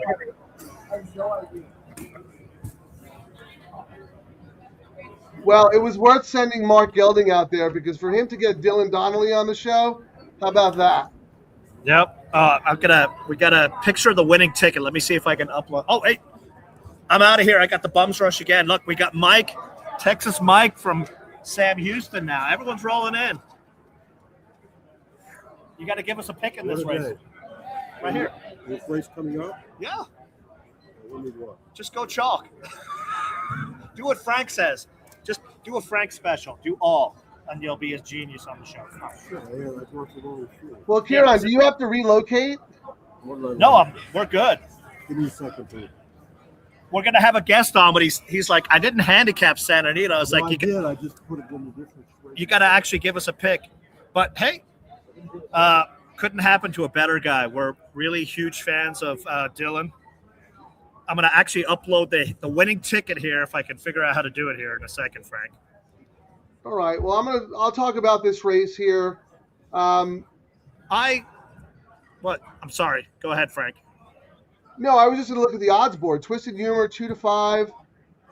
Taking all the money. Let's look at the will pays while Ciaran's finding his stuff. Well, this was Dave's. When I talked to Dave earlier before the scratch happened, I went 2-6 in this race, and he was like, well, I'm all about the 6, and it's going to be even a shorter price because the 2 scratch. And I went, really? The 2 scratched? And if you looked at my ticket, I kind of went 2-6, but then I did a chaos ticket with the 4-7. Frank, if you said, Ciaran, you're not allowed to bet the chalk in here, who are you betting? Believe it or not, the horse I would probably land on is the 7 with Tyler Bays on. So that should tell you. I'm going to say, Ciaran, find the picture. Oh, yes. Yeah, well, I can talk for 2 minutes. Maybe I can give an opinion first. Find the picture. All right. Yeah, because it's important. I mean, we're here to have fun, but we're also here to gamble. You see our picks. We have them up in the chat room. Actually, I was talking to Dylan. I don't know. Did my 8 hold on in that race? Yeah, we won, Frank, and I'm alive. Okay. You didn't even talk about it. No, that was a great finish to it, and my all turf is alive to my single in the last race. That was perfect. That was a great start. All our tickets are alive. Who's your single? 2 in the last race is my single. Okay, yeah, that's awesome. Hey, I was so frustrated because we back Resolve several times. Oh, yeah. And he does the same thing she looks like she's gonna win, yes. And someone always gets the nose down in front of her. I thought today she was gonna beat us. I was gonna lose my mind. I know I was sitting on the side and you couldn't hear me, but a lot of what Dylan said is not tournament just wise, even real money gambling.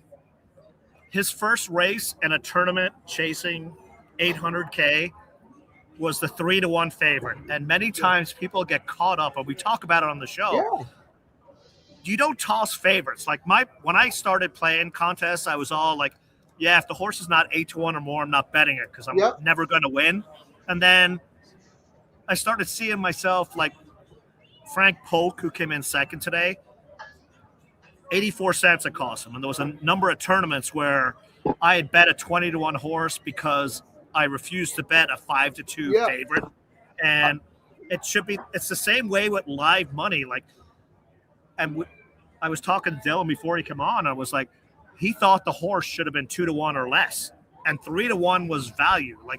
Value does not mean I think he said 8-5. He thought that horse should have been the 8-5 favorite, was getting 3-1. And a lot of people, they'll still complain. Value does not mean a long shot. Yep. Value means if you think a horse is going to be a certain price and it's higher than what you think, that is value. And that's how you got to bet. If you think a horse is going to be 9-5 and you love it and you're getting 4-1 and you still love it, you bet it. You don't toss it because of that. That is a great point, Ciaran. And the other thing, when you're playing in these mythical tournaments, and you may have a different opinion because it's going to sound very strange when I say it, but a 15-1 in a mythical tournament with 800 people pays more like a 6-1 because so many people are going to have it.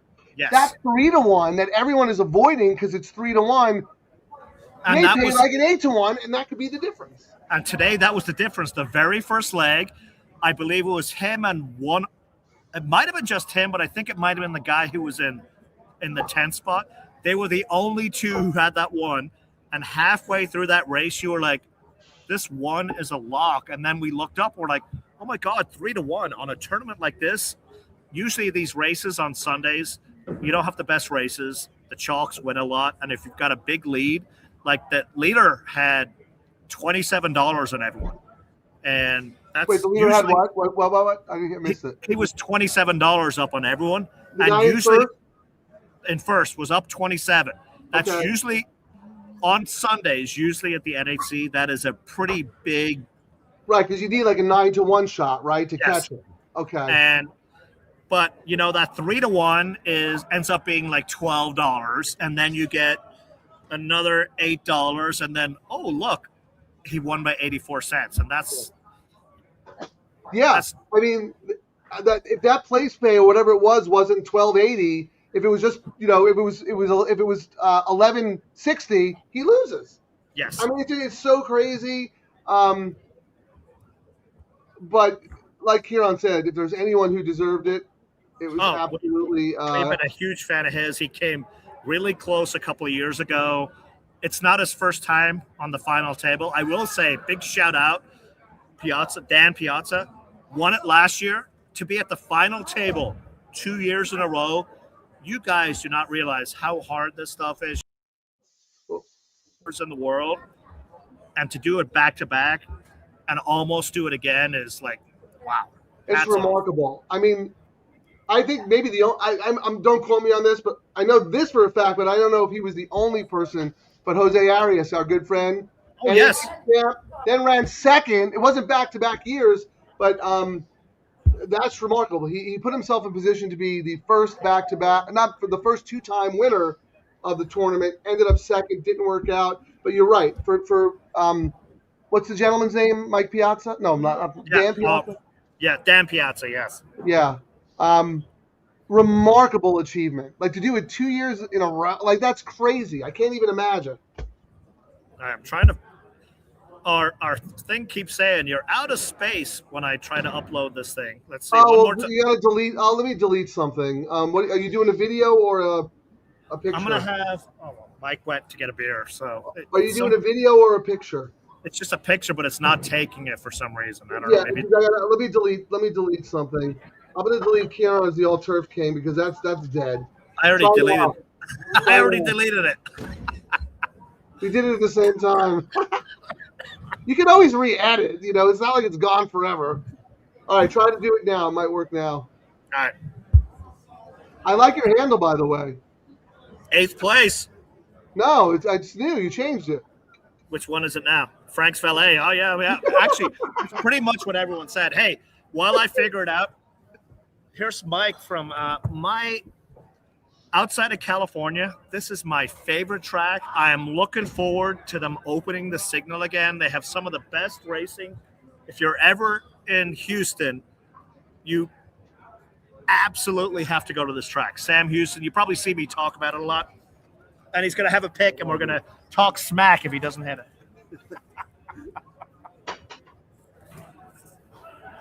Hold on, I'm changing something here. Okay. Mike. Hello, Mike. I am Frank Scatoni. How are you? I'm getting old and I don't move as quick as I used to. Hey, you and me both, my friend. I would like to put your name up on the screen so everyone knows who you are. It's Mike, and what's the last name? I'll spell it for you. STEIN, D as in David, LER. Steindler? Correct. All right. How about that? Close enough. Let me put that up there. Good? You got it. Well, tell us a little bit about yourself. Thank you for joining us, by the way. I know it's been a long 3 days. How was your tournament? Well, I'm sure you're aware now that what transpired at the NHC, it's exciting and an emotional NHC as I've ever been to. Yeah. And there's still a buzz in the room, although it's pretty much emptied out. Dylan Donnelly is someone who most contest players, if they don't know him, they're at least aware of him. Yeah. Remarkable story, remarkable handicapper, remarkable human being. Quick story about him. He came to a contest in Sam Houston a few years ago. We all went out, he and several others of us went out for dinner afterwards. And he had on a old ratty Pittsburgh Penguins stocking cap because it was cold that night. Yeah. When we drove back, he left it in my car. So 2 years later, I think it was last year, I gave it back to him at the NHC. You held on to it for 2 years until you saw him again? And he wore that to get to the finals table. No way. Oh, my goodness. But he didn't have it with him this year, but he did. He not only got to the table this year, he won it all. So And you're based in Houston, and Sam Houston, is that your home track? say again, I'm sorry. Where are you based? I live in Waxahachie, Texas, which is about an hour south of Dallas. Okay. I worked for many years at Sam Houston Race Park. Oh, okay. I've retired 5 times, but just when you thought you were out, they pull you back I think in. this last January I finally retired for good. But I may still help them out on contests a little bit. But Yeah, I'm essentially retired. Ciaran raves about Sam Houston. I have never been there. I've done a lot of media work with Nick Tamaro. I know he's doing some good stuff down there. Nick was here this You guys weekend. give us a signal so we can bet it. I don't want to get into that. It's not your fault. No, I know. We won't talk about that. It's terrible. Nick was here. Yeah. Nick was here this weekend. He came in Thursday. He left Friday night. Yeah. And he, myself, and Trey Stiles, on behalf of Sam Houston, we hosted a reception at Old Reds. We probably had about 100 people at that reception from the NHC. I know Trey. I've known Trey for a very long time. I used to be the editor of the Horse Player magazine with Tom Quigley, and Trey was a frequent contributor to our column. And I don't know if the streak is still alive, but at some point he had qualified for the NHC like 20 times in a row or something, which is a remarkable accomplishment. Trey Stiles, I'm talking about. Look, yeah, Trey's still here. He was here this weekend. He's qualified 24 straight years. Yeah. If you don't know how hard that is, I'm telling the audience right now, that is not an easy thing to do. Trey is one of the sharpest players out there consistently. He used to contribute for the Horse Player magazine when I was editor, and now does a lot of analysis for Sam Houston. I think he's one of the track handicappers, right? Yeah, Trey and Nick do the Sharpie Time handicapping show, and up until last year, I did it with Trey on Sundays. Okay, nice. And on other times, as a substitute. But So this if- year, I just the commute was getting too much for me at my age. Okay, fair enough. I don't want to keep you too long, but I do have one question. I'm very interested because whenever I meet someone new who has so much passion for the game, I have to ask, what is your origin story? How did you get hooked on racing? How did it all start? That's a good question. I've got the answer to it. All right. My father despised gambling.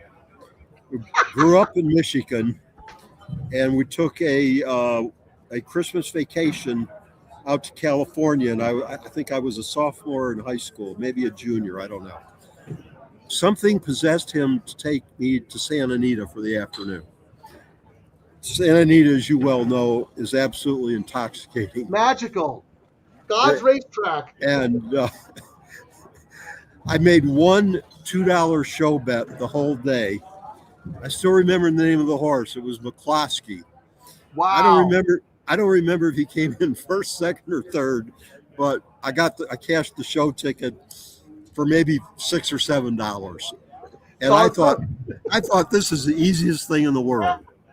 Yeah. I love it. I have a similar story, but I with was- editor's note in the Belmont Stakes. That was the first time I went to the track, and I won, and I said, this is easy. I was an attorney for 35 years before I started working at Sam Houston after I retired as a lawyer. Okay. And as my dad was older and I'd go to visit him, I'd take him to the Rotary Club, his Rotary Club meetings.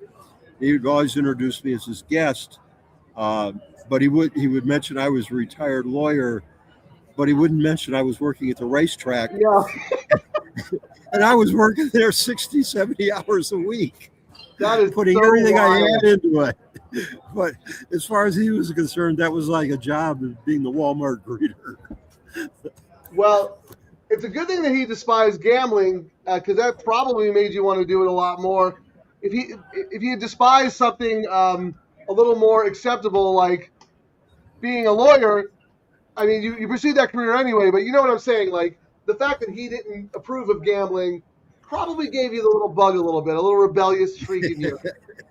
We're going to have to go, but real quick, Texas Terry, my girlfriend and the executive producer of the show, she is from Floresville, Texas, and she knows, I can't even pronounce it again, Waxahachie? Yeah, the Waxahachie, close enough. Yeah, there she goes, border town of Texas and Arkansas. Okay. No, All right, it's just well, south of Dallas. South About of Dallas. 45 minutes south of Dallas. All right. Well, thank you so much for taking the time, My Mike. pleasure. Hey, if you hear of anything from Sam Houston, or you know what, I know Nick, I'll reach out to him. If there's anything we can do to help you guys do something together, whatever it may be, we're all about building this community of horse players. So thank you for joining us. And, you know, there's still a couple more races to make some money. So we're going to try and gamble this late double here. Yeah, well, I'll give you my double pick real quick. Oh, yeah, please. Okay, I like the 3-6 with the 1-4-9. Hold on. Okay. Get out of here. We're all about the 2 on the next leg. 3-6 with 1-4-9? Yep. All right. Thank you so much, Mike. My Good luck pleasure. with everything. Thank you. Real pleasure meeting you. Enjoyed it. Thank you. All right. Mike Styler, ladies and gentlemen. How about that? Woo. That was fun. Thank you, All sir. right. We have 0 minutes to close. Twisted Humor is still the one to do favorite. Let's see who's favorite in the next Is leg. that stream stored anywhere? The 9. Is the stream of this The stored 9 anywhere? is favored in the next leg. Who is the 9? Rosa Parks. Yeah, I'm not surprised. That's the other Phil horse, you know, that I kind of use defensively, Frank, but fresh shoe for Phil. I'm not overwhelmed by her. I mean, I don't think she should be that.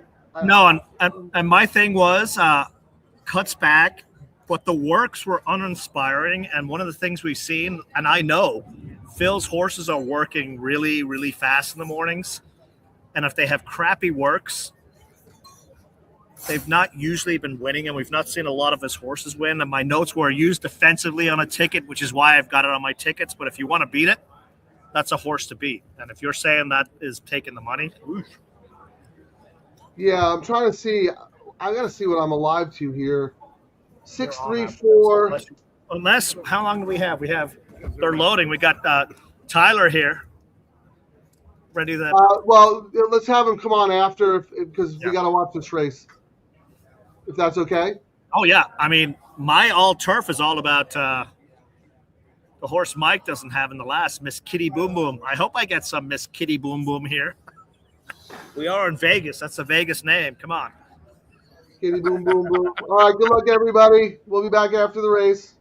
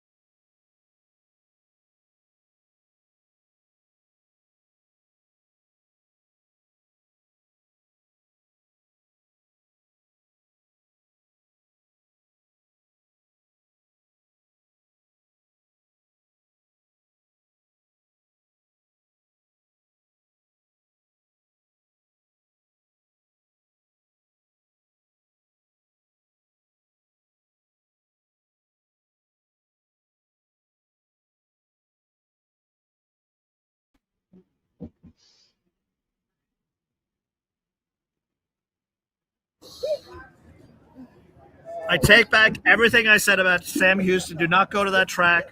Texas Mike is dead to me. What happened? How are we going to get the 1-4-9? His horse won, and he knocked me out. And you, I think, do you have that in your? Of course I did, Ciaran. Come on. Oh, you did all again? No. 6, 3, 4. Boom. I'm alive to 5, 6, 2 in the nightcap there. Unfortunately, we did not do a community ticket, but you know what? That's okay. This is a special show. We had so many people on. Yeah, no, this is a special show. I don't mind.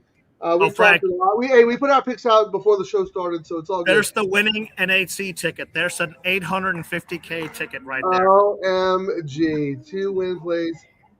That's the ticket right there that won the NHC. That's Dylan's actual ticket? Or did you find that in the garbage can? No, Dylan gave it to me while we were there. That's the real, legit. That's the winning ticket. Live on Double Trouble Live here, Santa Anita. You're going to give it back, right? You're not going to put it on eBay and try to sell it? No, he has it. He took it back. He just let me take a picture. Otherwise, we'll get it framed for him and laminated and, blown up.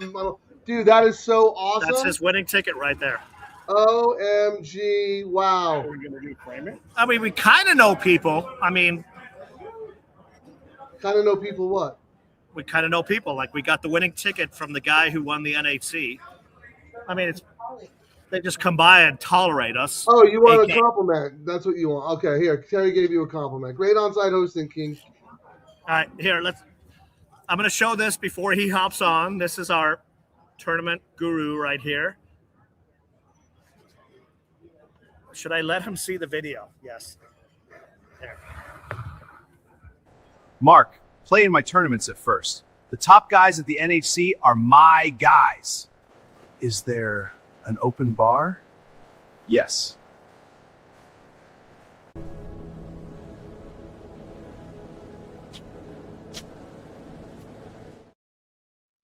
Not all bad. You got some love.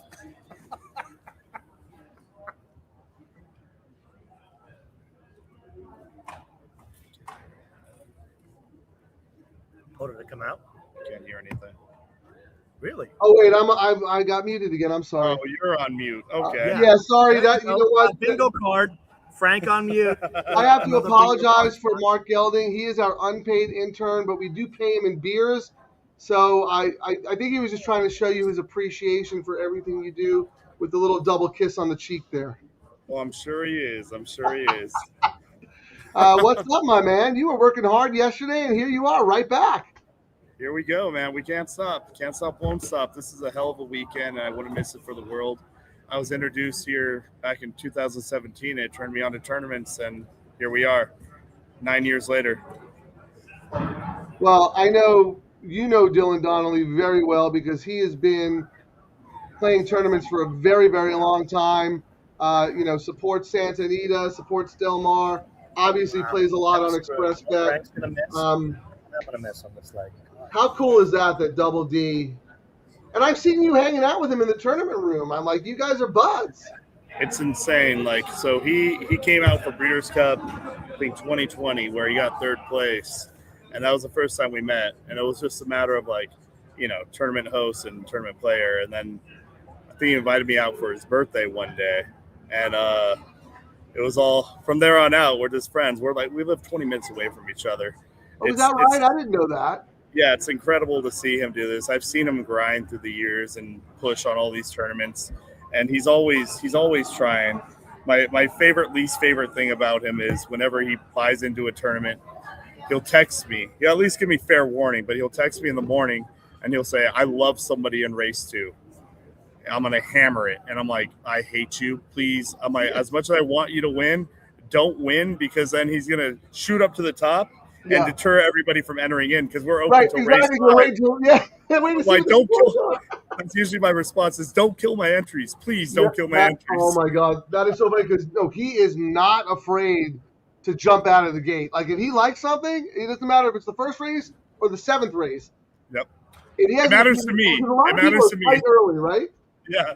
No, when he has a strong opinion, he's not afraid to unload.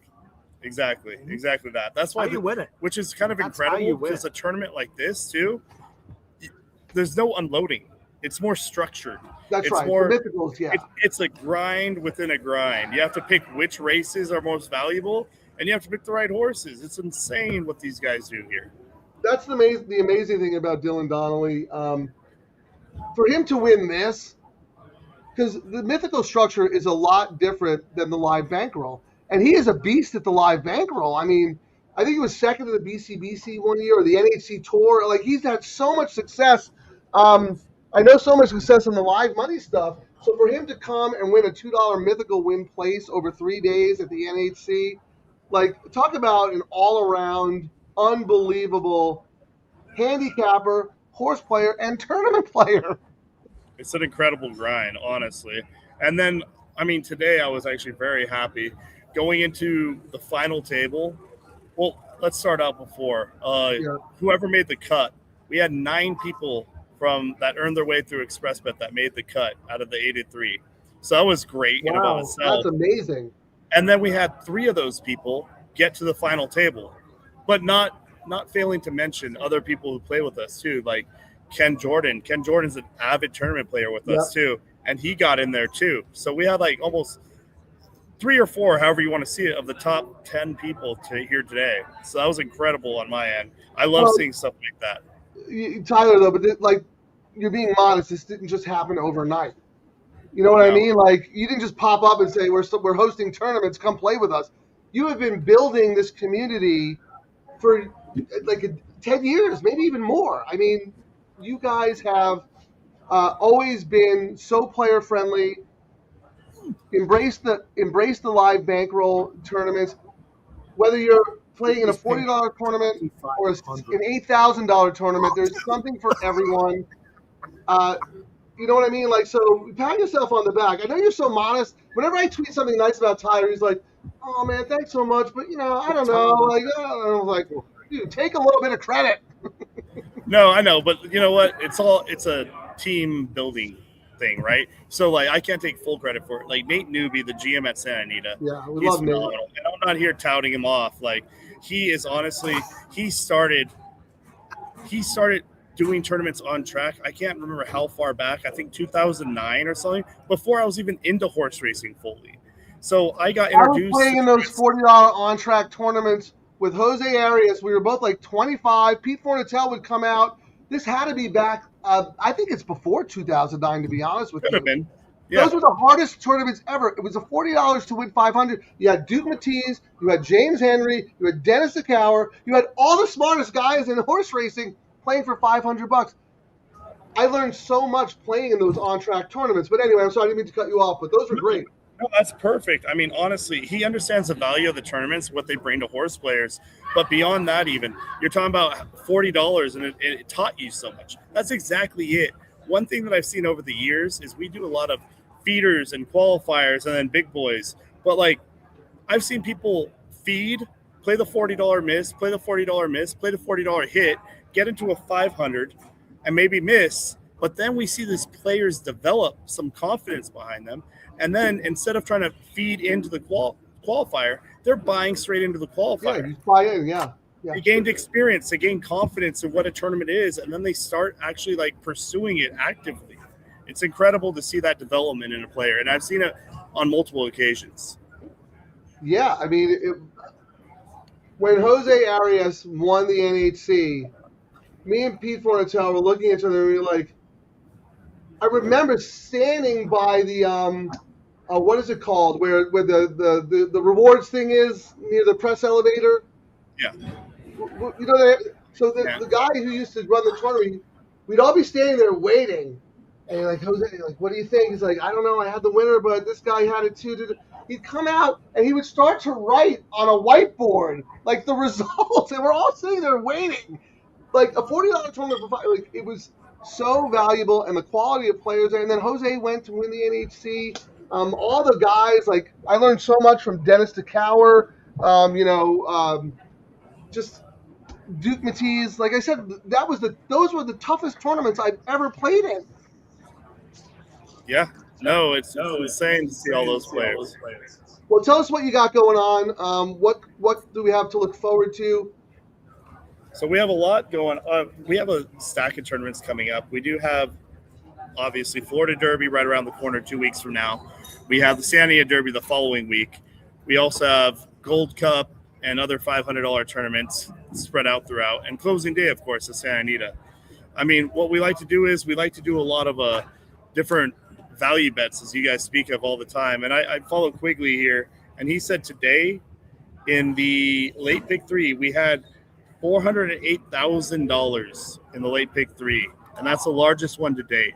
So thank you to everybody that supports our Last wagers. year, 258. That's the DTL Crew right there representing FanDuel, Christina Blacker and Curtis. Both gave shout outs to the $3 late pick 3, spreading the word. I mean, we love it. We try to create these wagers for you guys, and with your support, we're able to create more and more. It's amazing. Like this, we love doing the Coast to Coast and the Sunset Six and all these other wagers out there. Some of them are tough, and they're really tough to handicap. But if you handicap them well and you score, it's amazing. Yeah, I get it. Back in the old OTB days when, the horse player didn't exactly have the greatest reputation, those days are over. The horse players are smart now. They understand value. They don't want to feel like they're the mugs. They want to feel like they have an advantage. Santa Anita has given us an opportunity to feel like we can actually win. Like, we just got to beat the next guy. So thank you for saying that and acknowledging us. The only thing we ask in return, and this is coming directly from Terry, our executive producer, if people want to play in these ExpressBet tournaments, they need to have an ExpressBet account.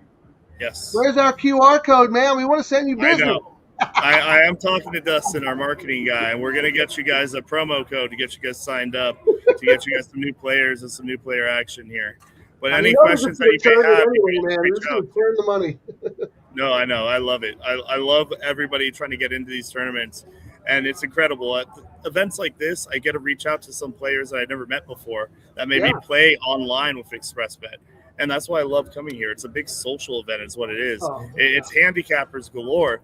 But some of these guys I would never have met if I didn't come out here. Some of them I see all the time on our leaderboard, and then I see their name on their chair, and I walk up to them like, hey, nice to meet you formally. Like, it's incredible that you guys support us. Thank you so much. So always a big thank you to the horse players, without a doubt. I know how hard you work because I see you when I'm at Santa Anita, behind the scenes, all that stuff. But you're right. It's a little difficult because, look, I'm from New York, and I know that East Coast has television. If it's not in the tri-state area, it doesn't exist. So when the New Yorkers and the East Coasters come out to tournaments like this, that gives you an opportunity to clue them in on what's going on. And I really think I love so much that you brought up the $400,000 pool in the late pick 3. The word is getting out there. And again, I'm a New Yorker, and I take pride in that. Ideas and trends come west, and they go east, and then the east puts a spin on it and takes the credit for it. So we are slowly getting them on board. They're understanding these $3, the low takeout, high minimum bets. We have an advantage. It's like overlay central. It's amazing. So thank you guys. Thanks for everything you do, man.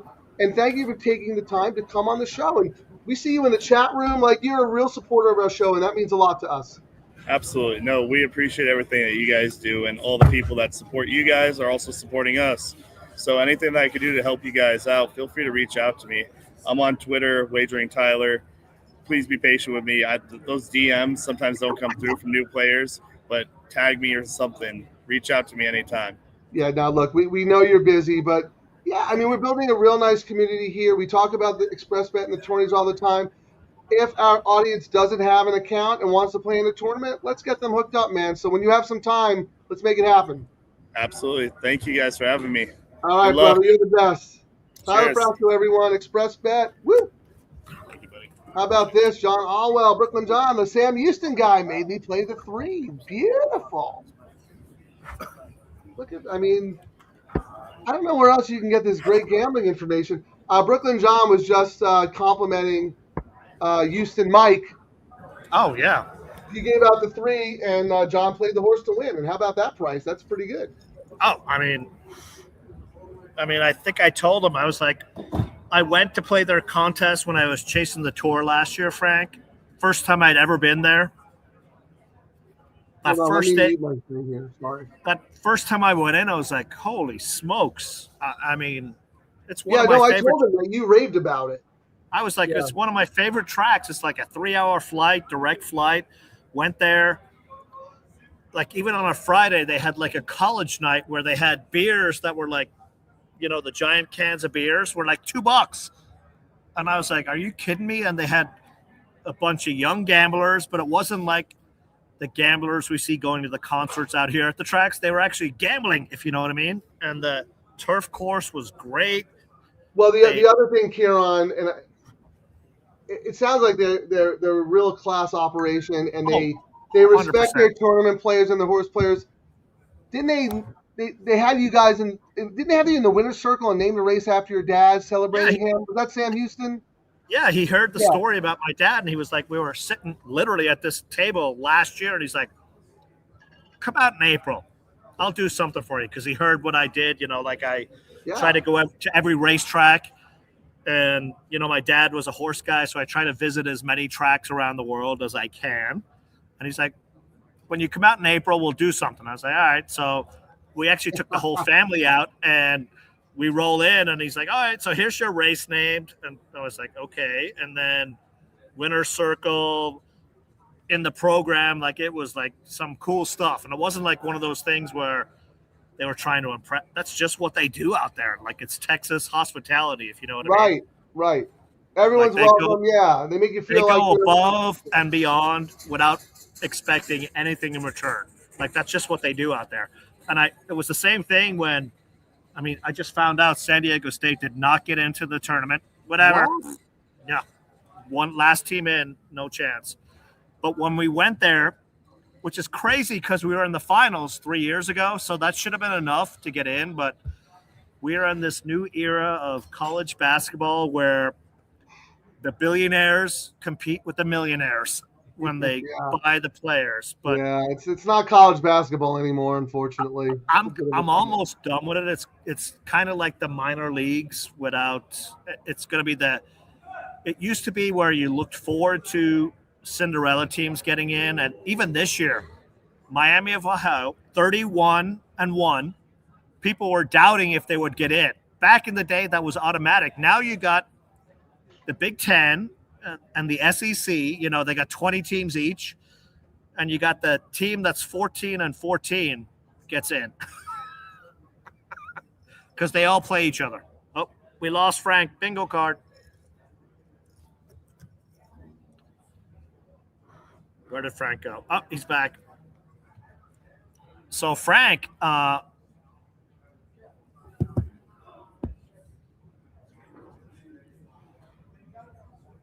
you're muted, Frank. I went to splash my face because I was falling asleep with you talking about SDSU. I want to go back to Sam Houston. If you remember, maybe for the next show, you can upload the picture that you have. Oh, yes. It's awesome. And I want to give them credit for doing that because they make the player feel special. Customer service is not that hard, ladies and gentlemen. You would think it is. LD happens to love Sam Houston. Oh, it's such a nice track. So Frank, you know what the 2 is paying on the all turf today, which is Y single on my all turf? $2,500. So we're all about the number 2 right now. Like, holy smokes, this is going to be a good all turf. I gotta even look. This show is so dizzying to me. Yeah, and I have the 2 in the late pick 3. So there you go. You win the late pick 3. We're both alive. Yep. Quick though, Charlie said this. Leonard Powell was on Mike Wellman this morning and said the 7 was a winner. Uh-oh. This is not usually Leonard Powell's move. He usually gives them one. What do you have on the 7? This horse is coming over from Longchamp in France, but it's a great British bred. I don't know. I'm not happy that I'm not on it. What price is this horse? Let's try to do some forensic accounting here.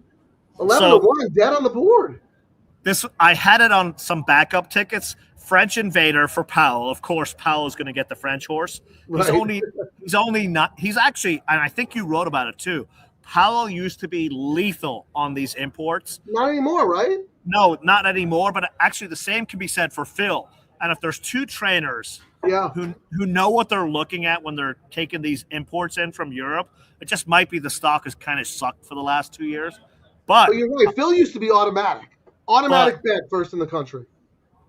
One of the things, and that is actually a scary one for me, the works are lightning works for a horse that just got off the boat. And usually when you see these horses, when they come in from Europe, a lot of times when you look at it, and you see when they first make their debut, they'll be debuting in March, but they arrived here in August or July. I believe this one just arrived, if you know what I mean, and then is working bullets. So this is a horse that went, oh yeah, I like the California weather. Well, that's true. Yeah, and the going probably likes the firm turf a little bit. And I then actually thought it was a prep race for a 2-turn race, but I I could don't be wrong. know. So hold on, Charlie. Thank you for that information. I appreciate it, and you're sharing it with everybody. But here's the thing: whoever listened to that show is not listening to Leonard Powell because the horse is dead on the board, and the horse didn't really take any money in the multis. Do you want to look at the multi pool? Yeah, let's look and see where they're like. That usually gives us an idea. Let's see. So double right now, Frank. Wow, the 9 is the favorite at 319. Wow, I'm against the 9. I'm against the 9 too. But look at that. I mean, 7-2 morning line. The 2 is second choice at 336. Okay. And we go up to the 1 at 405, which means if you really like the 1, you're getting a better price than you should based on I have that. the 1 as a B. I didn't really love the 1. I liked others more. Did you have anything on the 1? That's the Papa Padromo horse, right? Yeah, I mean, Giraud for Papa are 31%, 1 last out under this jockey, and 2 or 3 in a sharp work. Yeah, I mean, the horse is in very good form, but like this is a much tougher group. I don't know. Well, let's pick 3, Frank. So on the pick 3, favorite is the 2, $1,926. Well, I'll tell you right now, that barn likes to bet. Oh no, that's Baltus. I thought it was Pipey. I'm sorry. But still, Baltus has been hot. Second choice is the 9, $2,080, and the third choice is the 1 at $2,363. So essentially, on the double and the pick 3, they're all about the 2 and the 9. On the pick 4, the 9 is the favorite at $981. The 2 is the second choice at $1,000. Pick 5. Wow, look at these. Pick 5, Frank. 9 is $12,700. 1 is second choice at $15,000. But when you start getting up to these big numbers, it's useless looking at it. Yeah, I mean that's crazy. How about the pick 6? We might be looking at another carryover. So the carryover horses, the 4 and the 8. Yeah. 2 people have the 2, and then and 2 people have the 5. The rest are single tickets. So it's essentially 2-5 on the pick 6. And, you know, you talked about it yesterday, Frank. Yeah. We should not have had a carryover. So I'm feeling good about the 2. Right, because the money should have been on the 8, right? Yes, and that's why we have the carryover. But all right, you so heard what are you alive in the only thing you're alive in is the all turf, correct? That's it. Save my weekend. Pay for that. So I just want to put your play up so people saw how you structured your ticket. So let me do that, and then I'll do mine. So Ciaran's all turf. Which ticket was it? Second ticket. I didn't remember who won. Second ticket. So spread, singled the 2. Yep. Okay, and then nope, that's the all turf. Let me go to this, the late pick 3. My first ticket is alive. I have 562. 2 would be nice for all of us. Let's get this 2 home. I'm not greedy. 2 would be great. But even the 5 and 6, Frank's on your No, pick 3. I know, but for me. But I'm not greedy. I want you to win too. I'm not like you. I'm not a little crybaby. You know what the 5 is paying, Frank? I know. I wrote it down. 3,000. And the 6 is 37. Very nice. What is the 1 paying? Because Froggy Mushroom is alive to the 1.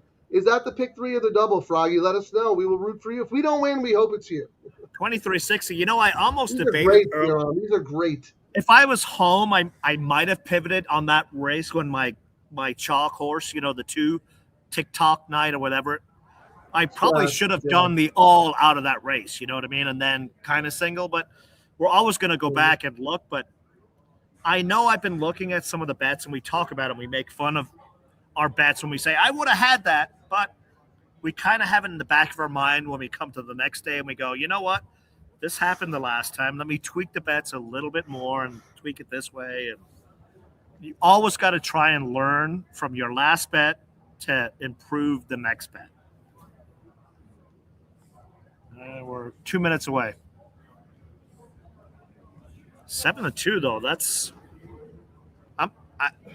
I mean, I get why the 9 is getting all the money, but do you have the 9 on any of your tickets, Frank?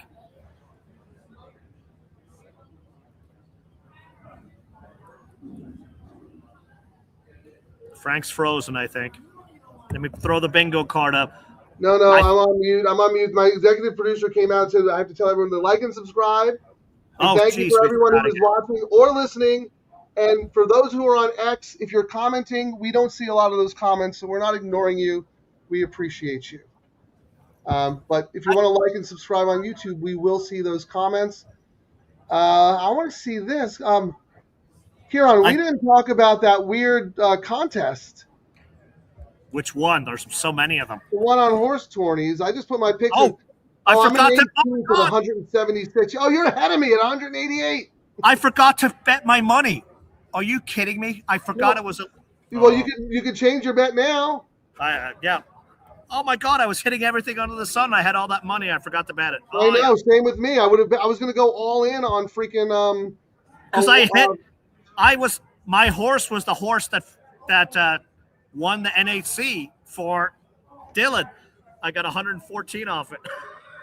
Well, you can make a bet right now. Let's just do it. Let me see. I was going. Great. Yeah, I would have gone all in on Take a Breath, but I only had $10 because we're busy doing the show. You know what I mean? Well, now I have a quandary, Frank, because my bet was number 10. The number 10 was my horse. Well, why don't you bet the 10? Because I want the 2 to win so I can win. Well, no, you could bet the 10 in the fake contest. I mean, why would you? I suppose I could. Let me see what the. I mean, why wouldn't you? It's free. It's a free contest. There's no prize money either. So, but there is $75. Woo! Yeah, so that's what's going to happen. The 10 is going to win, and I'm going to win $75, and it's going to cost me. You're going to run fourth, and you're going to run fourth and get 0. Yeah, I'm going $178 on the 2. All right, they're loading, Ciaran. I am alive to the 2, 5, and 6. Ciaran is just alive to the 2. I'm not greedy. I'm not a jerk. I'm rooting for the 2 so we all can win. And Froggy Mushroom is alive to the 1 and the double. Everyone out there who is alive, good luck. Let's get this 2 home. How about that? 2 for the win.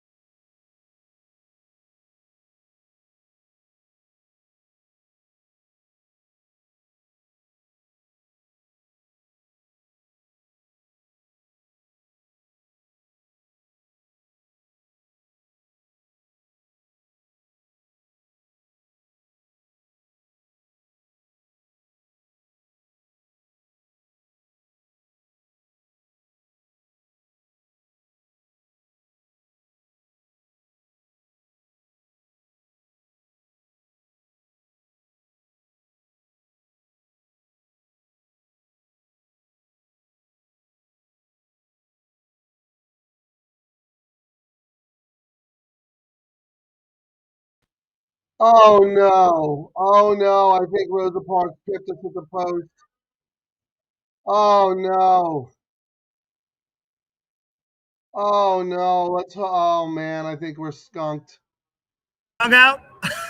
Yeah, I don't know. It's so close. That's so close. My God, we had it. Oh, and then the 6 was right there, too. The 6 flattened out. Ladies and gentlemen, if you're left in the room, I'm really going to be mad if we did not hold on for that one, Frank. Come on. I'm watching. I'm watching again. It was the head bob. Right there, Eiffel, Rosa, Eiffel, Rosa. No, I think we're skunked. Unbelievable. No, wait. Unbelievable. We got, yeah. Unbelievable. Second night is Ciaran again. 2,500 that was paying. Thousands. Oh my God. And then I have my 6 right there. Oh, wait. Oh, I can't tell on that. I could never tell. You'd think we would know where the photo is. I'm going to stand up and look at my TV because I have TVG on my TV. It's a much bigger screen. You take over for now. Paying me 2,500. The 2 was paying me 2,500.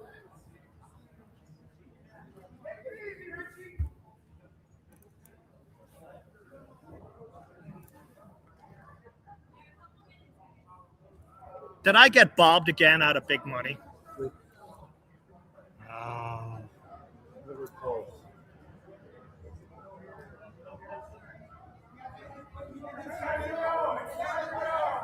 Oh, I can't tell. I can never tell. I think it's a 2. I will come for your tournament in July if it's a 2. I don't have a tournament in July. I thought Nick was saying, oh, it's not you, is it? Yeah, slow stuff. Come on, one time. 2, 9. I can't tell. I cannot tell. It could be a bad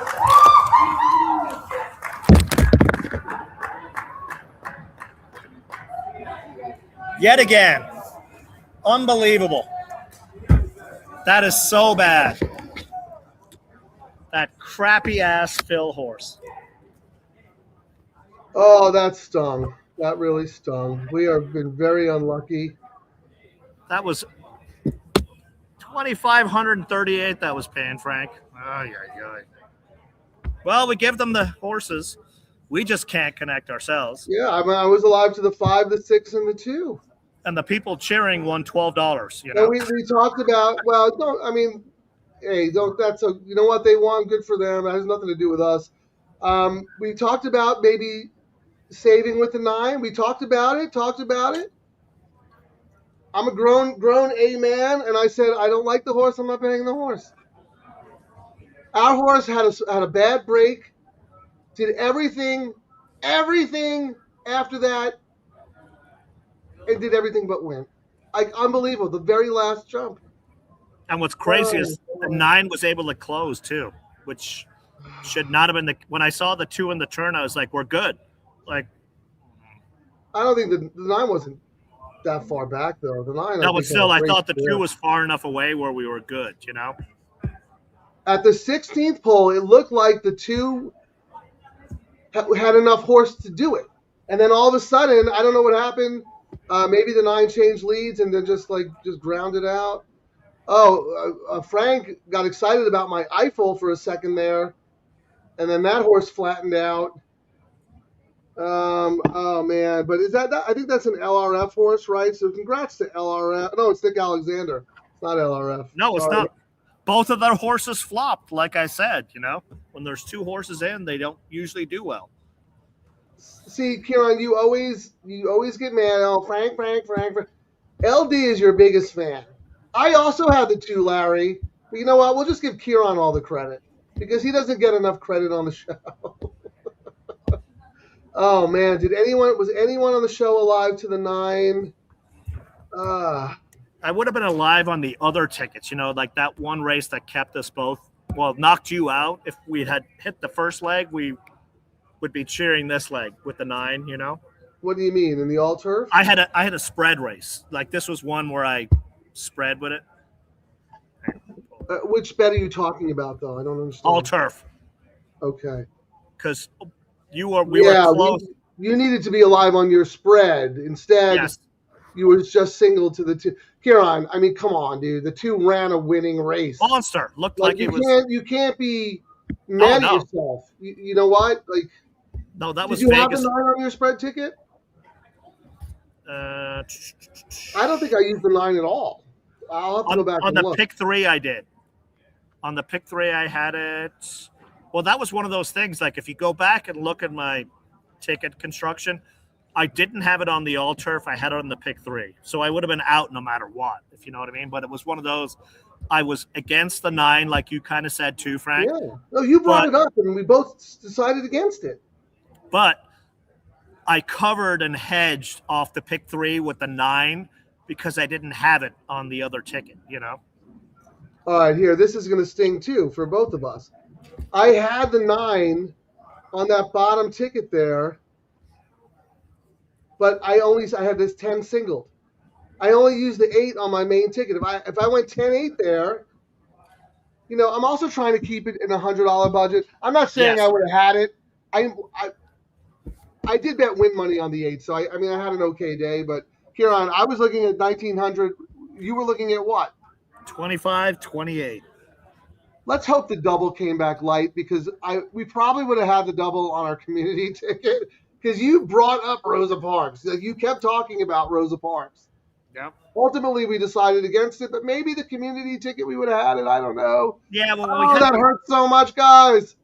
It was one of those things we had the opportunity to have a bunch of guests on, and we had to take advantage of it, I don't regret it. At the end of the day, it's a good amount of money that we could fire away, but we live this, right? And you're there at NHC, and the whole point was to give people a platform to join us, and you know what I mean? So I'm okay with that.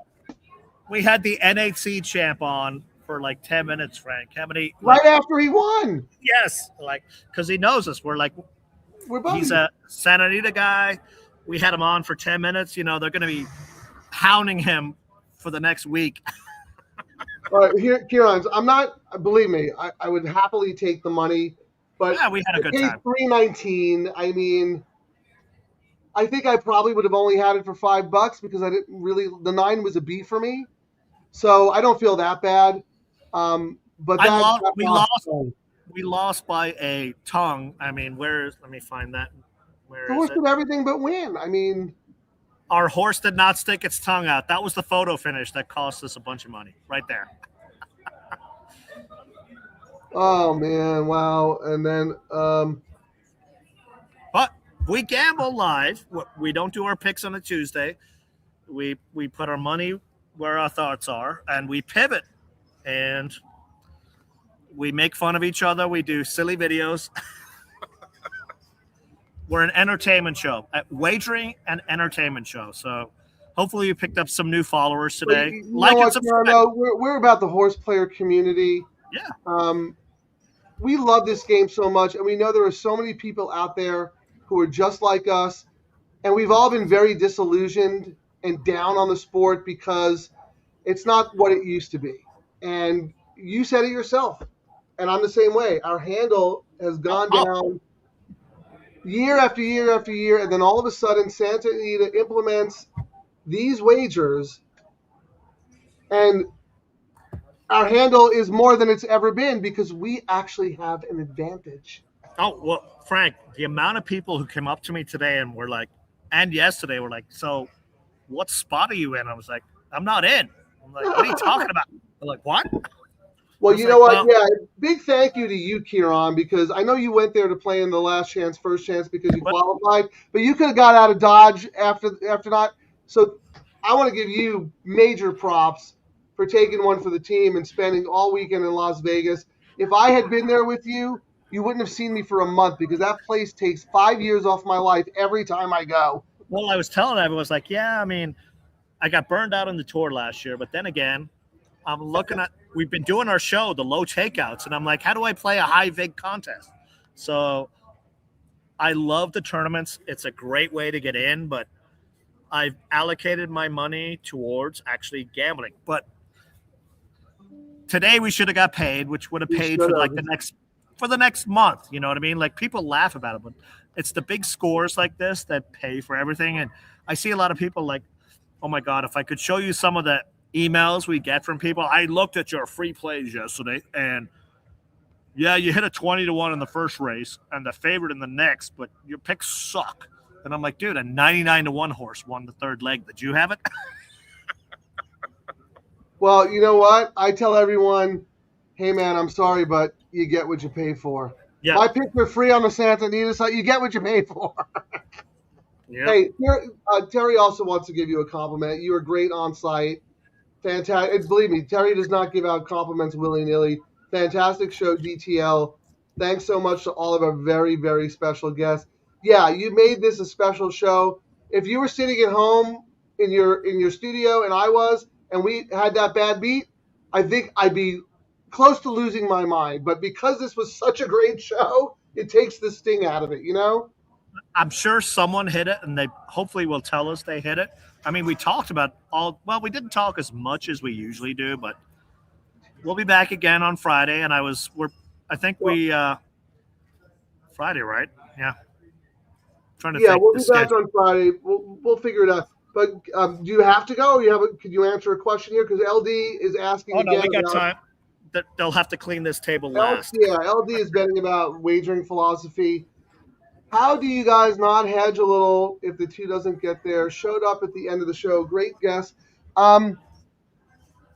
Larry, we talked about. We were just talking too much, and I actually debated it, and I was thinking about us doing. About it. I might have done what did the exact end up paying? If we had. I'll look. Didn't have the guess on, we might have hedged a little bit, but then I'm just saying that I'm not one of those guys when you look at their picks and they go, we had 5 of 7 winners. It was our 4th choice. We don't do that. We didn't bet it. $2 exactly is $28.40. We would have looked at the pays and went, it's not worth it. Yeah, here's the thing, Larry. Ciaran was single to that horse. The 2, he had a very strong opinion. I had lost the photo. I had 3 horses in that race. Rosa Parks was like my 5th choice. She was a B for me. She was like my 5th choice. I think if we were doing a community ticket, we probably would have had the double. So definitely do not go to Sam Houston because Texas Mike, who was on, hit his double. Oh yeah, Mike gave it out, didn't he? Get out of here, Mike. Get out. Hold on. So it is a winning show. Didn't Mike have it? Yeah, Mike had it. So our guest actually hit it. I gave him the bums rush. Get out of here. He came over just to tell me. Once again, though, a winning combination on the show. Yep. It's usually the DTL crew or somebody else but us, but at least we have a winner. Yep. Oh, good job, Mike. I hope people followed along. That's great. I've totally. He's actually someone you should watch on Twitter. What's his handle? Texas Mike with some numbers, but if you do Texas Mike or just search for Sam Houston Racetrack, SHRP, he's usually the guy he harasses to play in their contests. Awesome handicapper. Like last year, he was not in the tournament, and he's just sitting there and he goes, yes! And we're like, what are you cheering about? He's like, oh, I just won a BCBC.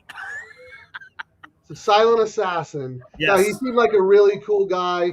I didn't get into it with him about us not having a signal or being able to bet it, but I think they're working really hard toward that. It's coming. I hear it's coming. We're going to be able to bet. I'm going to leave it up to you to convince them to do a low takeout wager so we could do a show for them. Well, I was talking to Nick at the Nick Tamaro Sam Houston contest, and he said supposedly the signal might get released soon, and they're going to come up with lots of stuff. So we'll look forward to it in the coming months, I think. But what about a low takeout wager? Because it would be fun to do. No, I told him about that. I was like, low takeout. And he's like, watch what we do. So that's all I heard. So I was very optimistic about it. And I think there's another track. I will not name it, but there's another low takeout bet coming for us in the next few days. I heard here. I was trying to get him on to tell us about it. But until it's official, it can't be official. But I think there's another couple of low takeout bets coming for us players in the next few days as well. If there's news, we'll announce it. That's good that they're trending that way. So Frank, I'm going to run through a couple of more comments and then we'll do the wrap up. Okay. Yep. Thanks for joining us 2 days in a row, Ocho. Yeah, it's still stinging in Tennessee.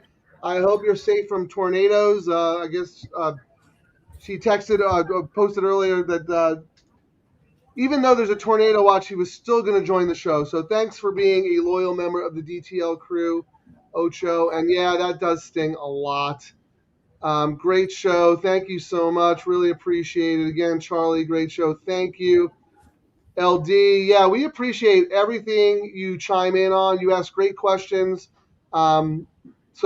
And you give good information too, because you own a bunch of horses with Adelphi, who has Nick Falcone out here with Gratefully Oh Escaped. yeah, great success that they're And doing. NRF, of course. So yeah, I mean, we got inside info from LD, who's a prominent member in 2 really good syndicates, and of course Texas Terry. Thank you, Charlie.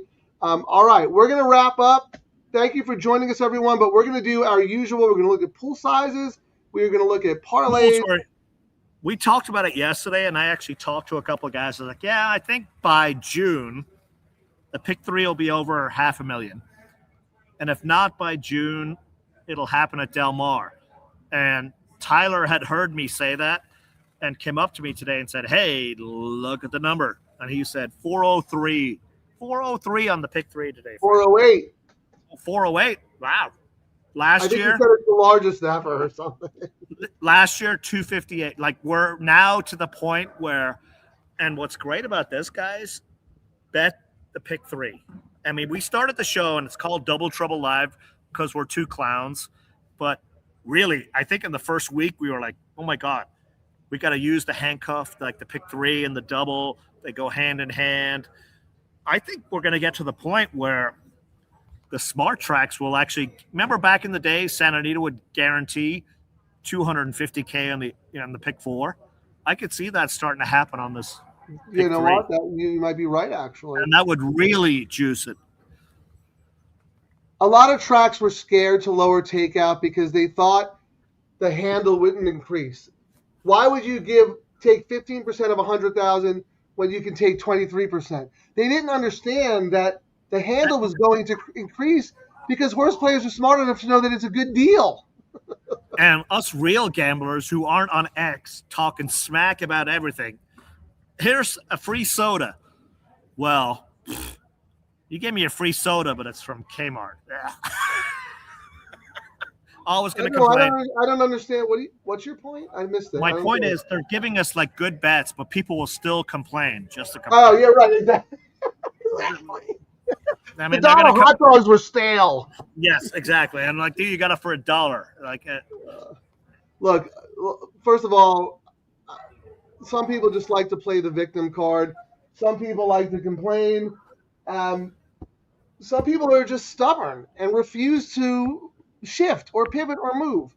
So what was the so the pool last year, Frank, for the pick 3 was 258. So 408. 150,000 increase on the pick 3 pool today. What was the double? Hold on, I'm gonna write that down. 50. That was just the late pick 3, right? Yep. Okay. The double today, 232. Double last year. Oh, double was down because everyone was playing the pick 3. Yeah, that's interesting. What was it? It was 263 last year. Okay. Well, we said that this is why we started to do the late pick 3 because we realized that's where this is where it's at. And a lot of people are using the double as either a hedge or a press to cover. And also, it depends on what kind of horse wins the first leg. Today was a price. But who won the first leg of the pick 3? Was it a short horse? I don't remember. I can't even remember myself, but the pick 3 is probably one of the best bets there is right now in racing. But it's only the all turf was 105 last year. Okay, this year I think it was 120 or something. Hold on, I got to go to another screen though. Give me a second. So turf all pick 3. I hope it's more because I really appreciate seeing the growth in the all turf because we decided to incorporate that into our show. 140 this year.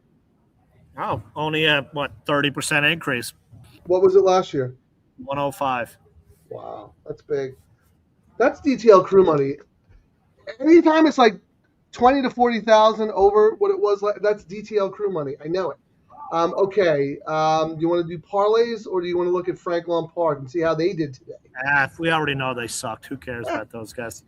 They went right back down to 70,000 again. We do a show, they get up to 100, and then it's 70,000 plateau without. And their marketing guy is going to go, yeah, I did some good work on Saturday. I'm like, hey, parlays, you ready? How funny is that, though? Okay, hold on. Let me get the AI up here. All right, what do you want to do first? Let's do the all turf. So a $3 win parlay with horses that paid. Go ahead. I'm scrolling down here.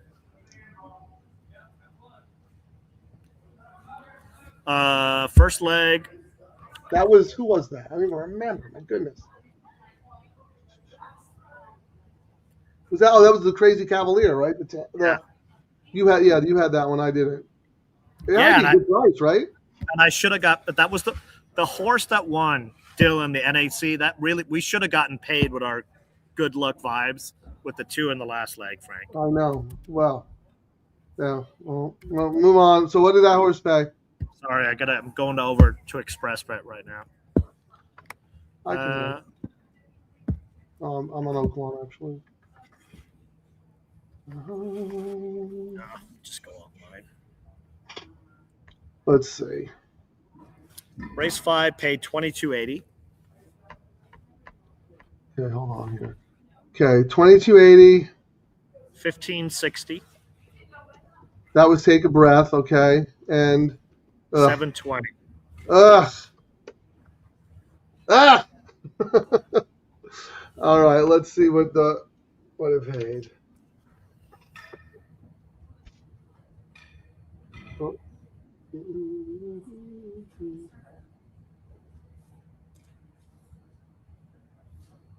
Let's see.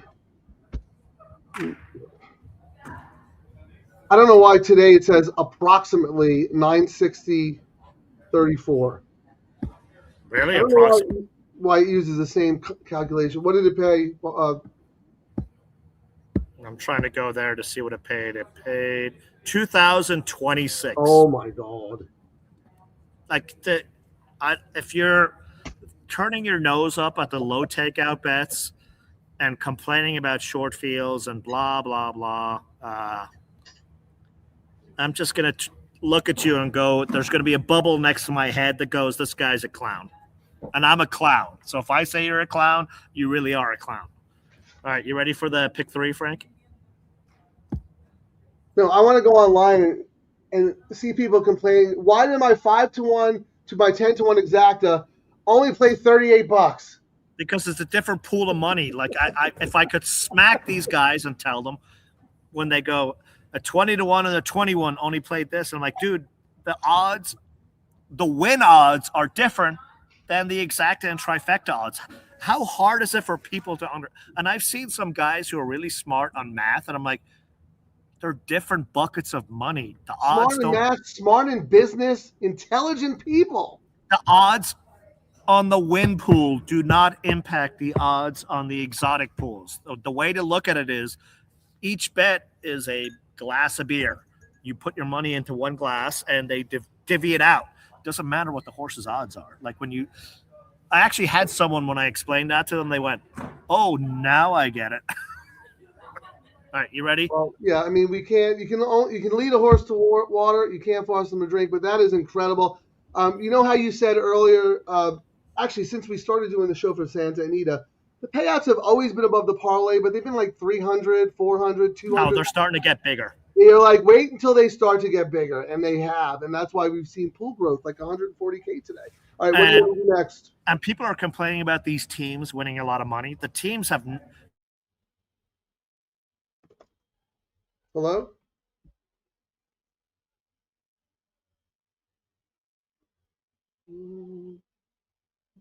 Ciaran, I do not hear you. Weird. I don't know what happened to Ciaran, but I can do the calculation myself.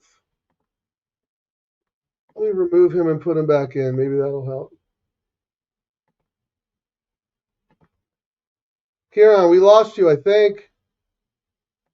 If you can hear me, get out of the studio and come back in. I'm just going to keep you out. All right. Well, I'm going to do the parlay then. I'm going to do calculate $3 win parlay. This is the late pick 3 with horses that paid. All right. Let me get. Sorry, Frank. They shut everything down. I had a feeling. All right. Well, let's just do the last 2 parlays real quick, and then we'll get out of there, and we can debrief later. I'm doing the $3 late pick 3. So you got numbers for me, or do I need to look them up? I do not. They shut everything down, so my laptop went, all right, they shut it down. I'm dead. All right, hold on. So race 6. No. March 15th, race 7. 1560, that was Take a Breath, who we liked. Okay. 1560. Then my Love Lock paid 19. 19. Oh, and this is the sick one. Well, how much? Rosa Parks. Hold on, I gotta get plus. What Rosa Parks pays? 720, I think. Yeah, 720, correct. Okay, because the chart isn't updated yet for that. 720.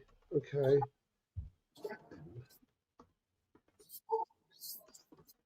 All right. $3 win parlay. 1560, $19, and 720. This is the late pick 3, ladies and gentlemen.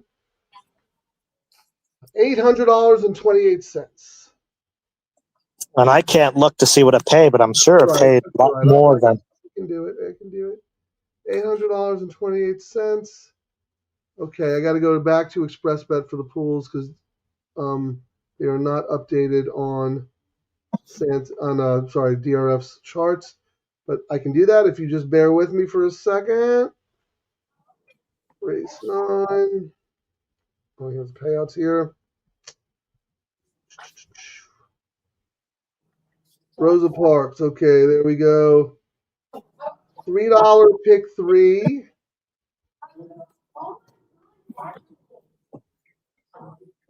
That's funny. It paid almost the same as 839, right? Almost the same as the all turf that you gave me. So the $3 pick 3, 839 paid $2,082.90. Well, maybe we've been. Parlay was, what did I say? 800. Yeah, what we're talking about, like we should be entering that period where the all turf is going to start making people go, I should start betting the all turf. So let me do the double real quick, and then I'll let you go. $5 win parlay with horses that paid. Well, you know what? We're degenerates, Frank, when we're the last people in here, except for the cleaners at an event. I mean, why do they bum rush you so quick? They should have a freaking reception with champagne for you guys. Well, not for you. You didn't play. It's the Ghetto-cino. Whoa, it's so bad. Like I would. It's still not as bad as Del Mar.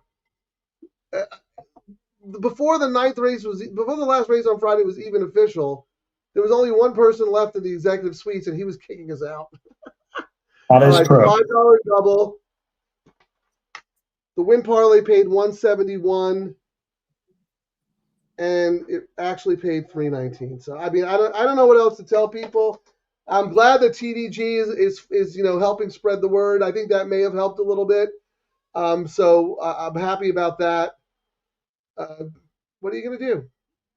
We're going to keep betting, and we're going to see other tracks start copying California because despite what they think, California leads. Santa Anita, Del Mar, everyone else follows. So I think we're going to see more of the tracks go. You know what?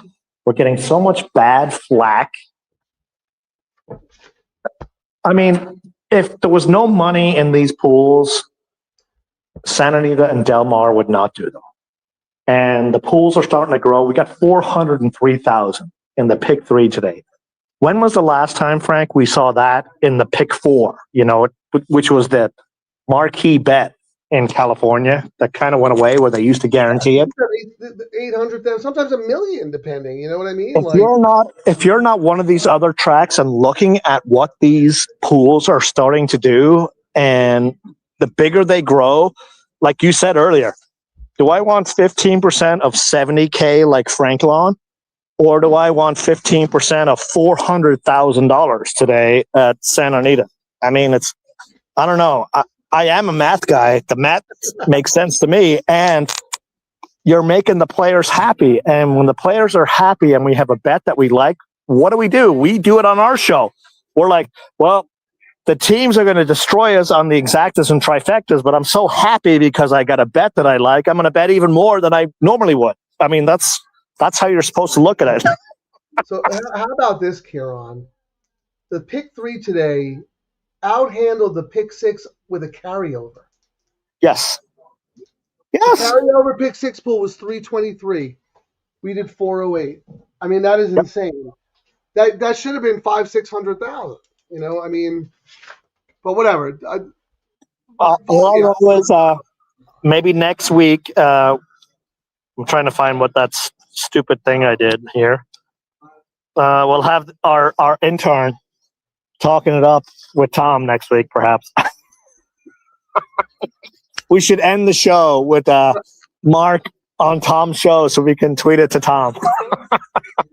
I'm not going to burden Tom with that. I'm going to end it with the picture of Dylan Donnelly. I mean, his winning ticket. No one else has that winning ticket. Like, we got a copy literally from his hand of the winning ticket that won him. 2 pictures at the same time. That would be cool. Like, that was the ticket. He was like, here you go, right before he left. So he's like, take a picture. No one else has that, exclusive on Double Trouble Live, guys. And I think we had his first interview other than TV, Frank, after the win. I mean, you're going to see him all over the place, obviously, but he came on and talked for like 15 minutes. You got some guru advice from one of the best tournament players. And not just that, like, there's tournament players and you never see them anywhere else. Dylan makes a lot of money gambling too. Like, you got to be good at both of them. Does really well in the BCBC. He's a professional gambler. Yeah, real gambler. Yeah, he owns horses too. He's not a wife and husband or brothers and cousins playing 45 tickets on mythical wagers. You know what I mean? No, he does it himself. I forget who it was who came on and said, like, Dylan, I think it was Tyler. He's like, the dude is the hardest worker I've seen when it comes to handicapping. So, well, we appreciate you guys stopping by and watching our clown show. I wish we had hit the 2, but I mean, we were pretty close for a big payout, Frank. I mean, we put our viewers in a position to make money with the good information. We probably would have hit it if we weren't bringing everyone else onto the show. But yeah, you know what? We had a guest who we'll hit it on Friday. Yeah, we'll be back on Friday. I mean, we're turning, like, if you looked at this race, the races today at Santa Anita, I guarantee you, if I talked to 100 people, 60 or 70 would have said, I'm not playing those races at Santa Anita with those low fields. And the pick 3 for $3 paid $2,000. How do you argue with that? I think we should leave it on that, Frank. All right, I'm ready to hit the end of the stream. All right, good luck, everybody. Thank you so much for joining us, DTL Crew. You guys are making a difference. We're all making a difference. It's awesome. Ciaran, thank you for reporting live from Las Vegas. Make sure Mark Gelding gets back to Santa Anita in one piece, please. Oh, he'll be there next Saturday because we got Gold Phoenix is going to win that race. We're going to collect the money. All right. Peace out, everyone. Get out, get up, get paid. Thanks for watching, everyone. Remember to like and subscribe to Double Trouble Live on YouTube. Get out, get up, get paid.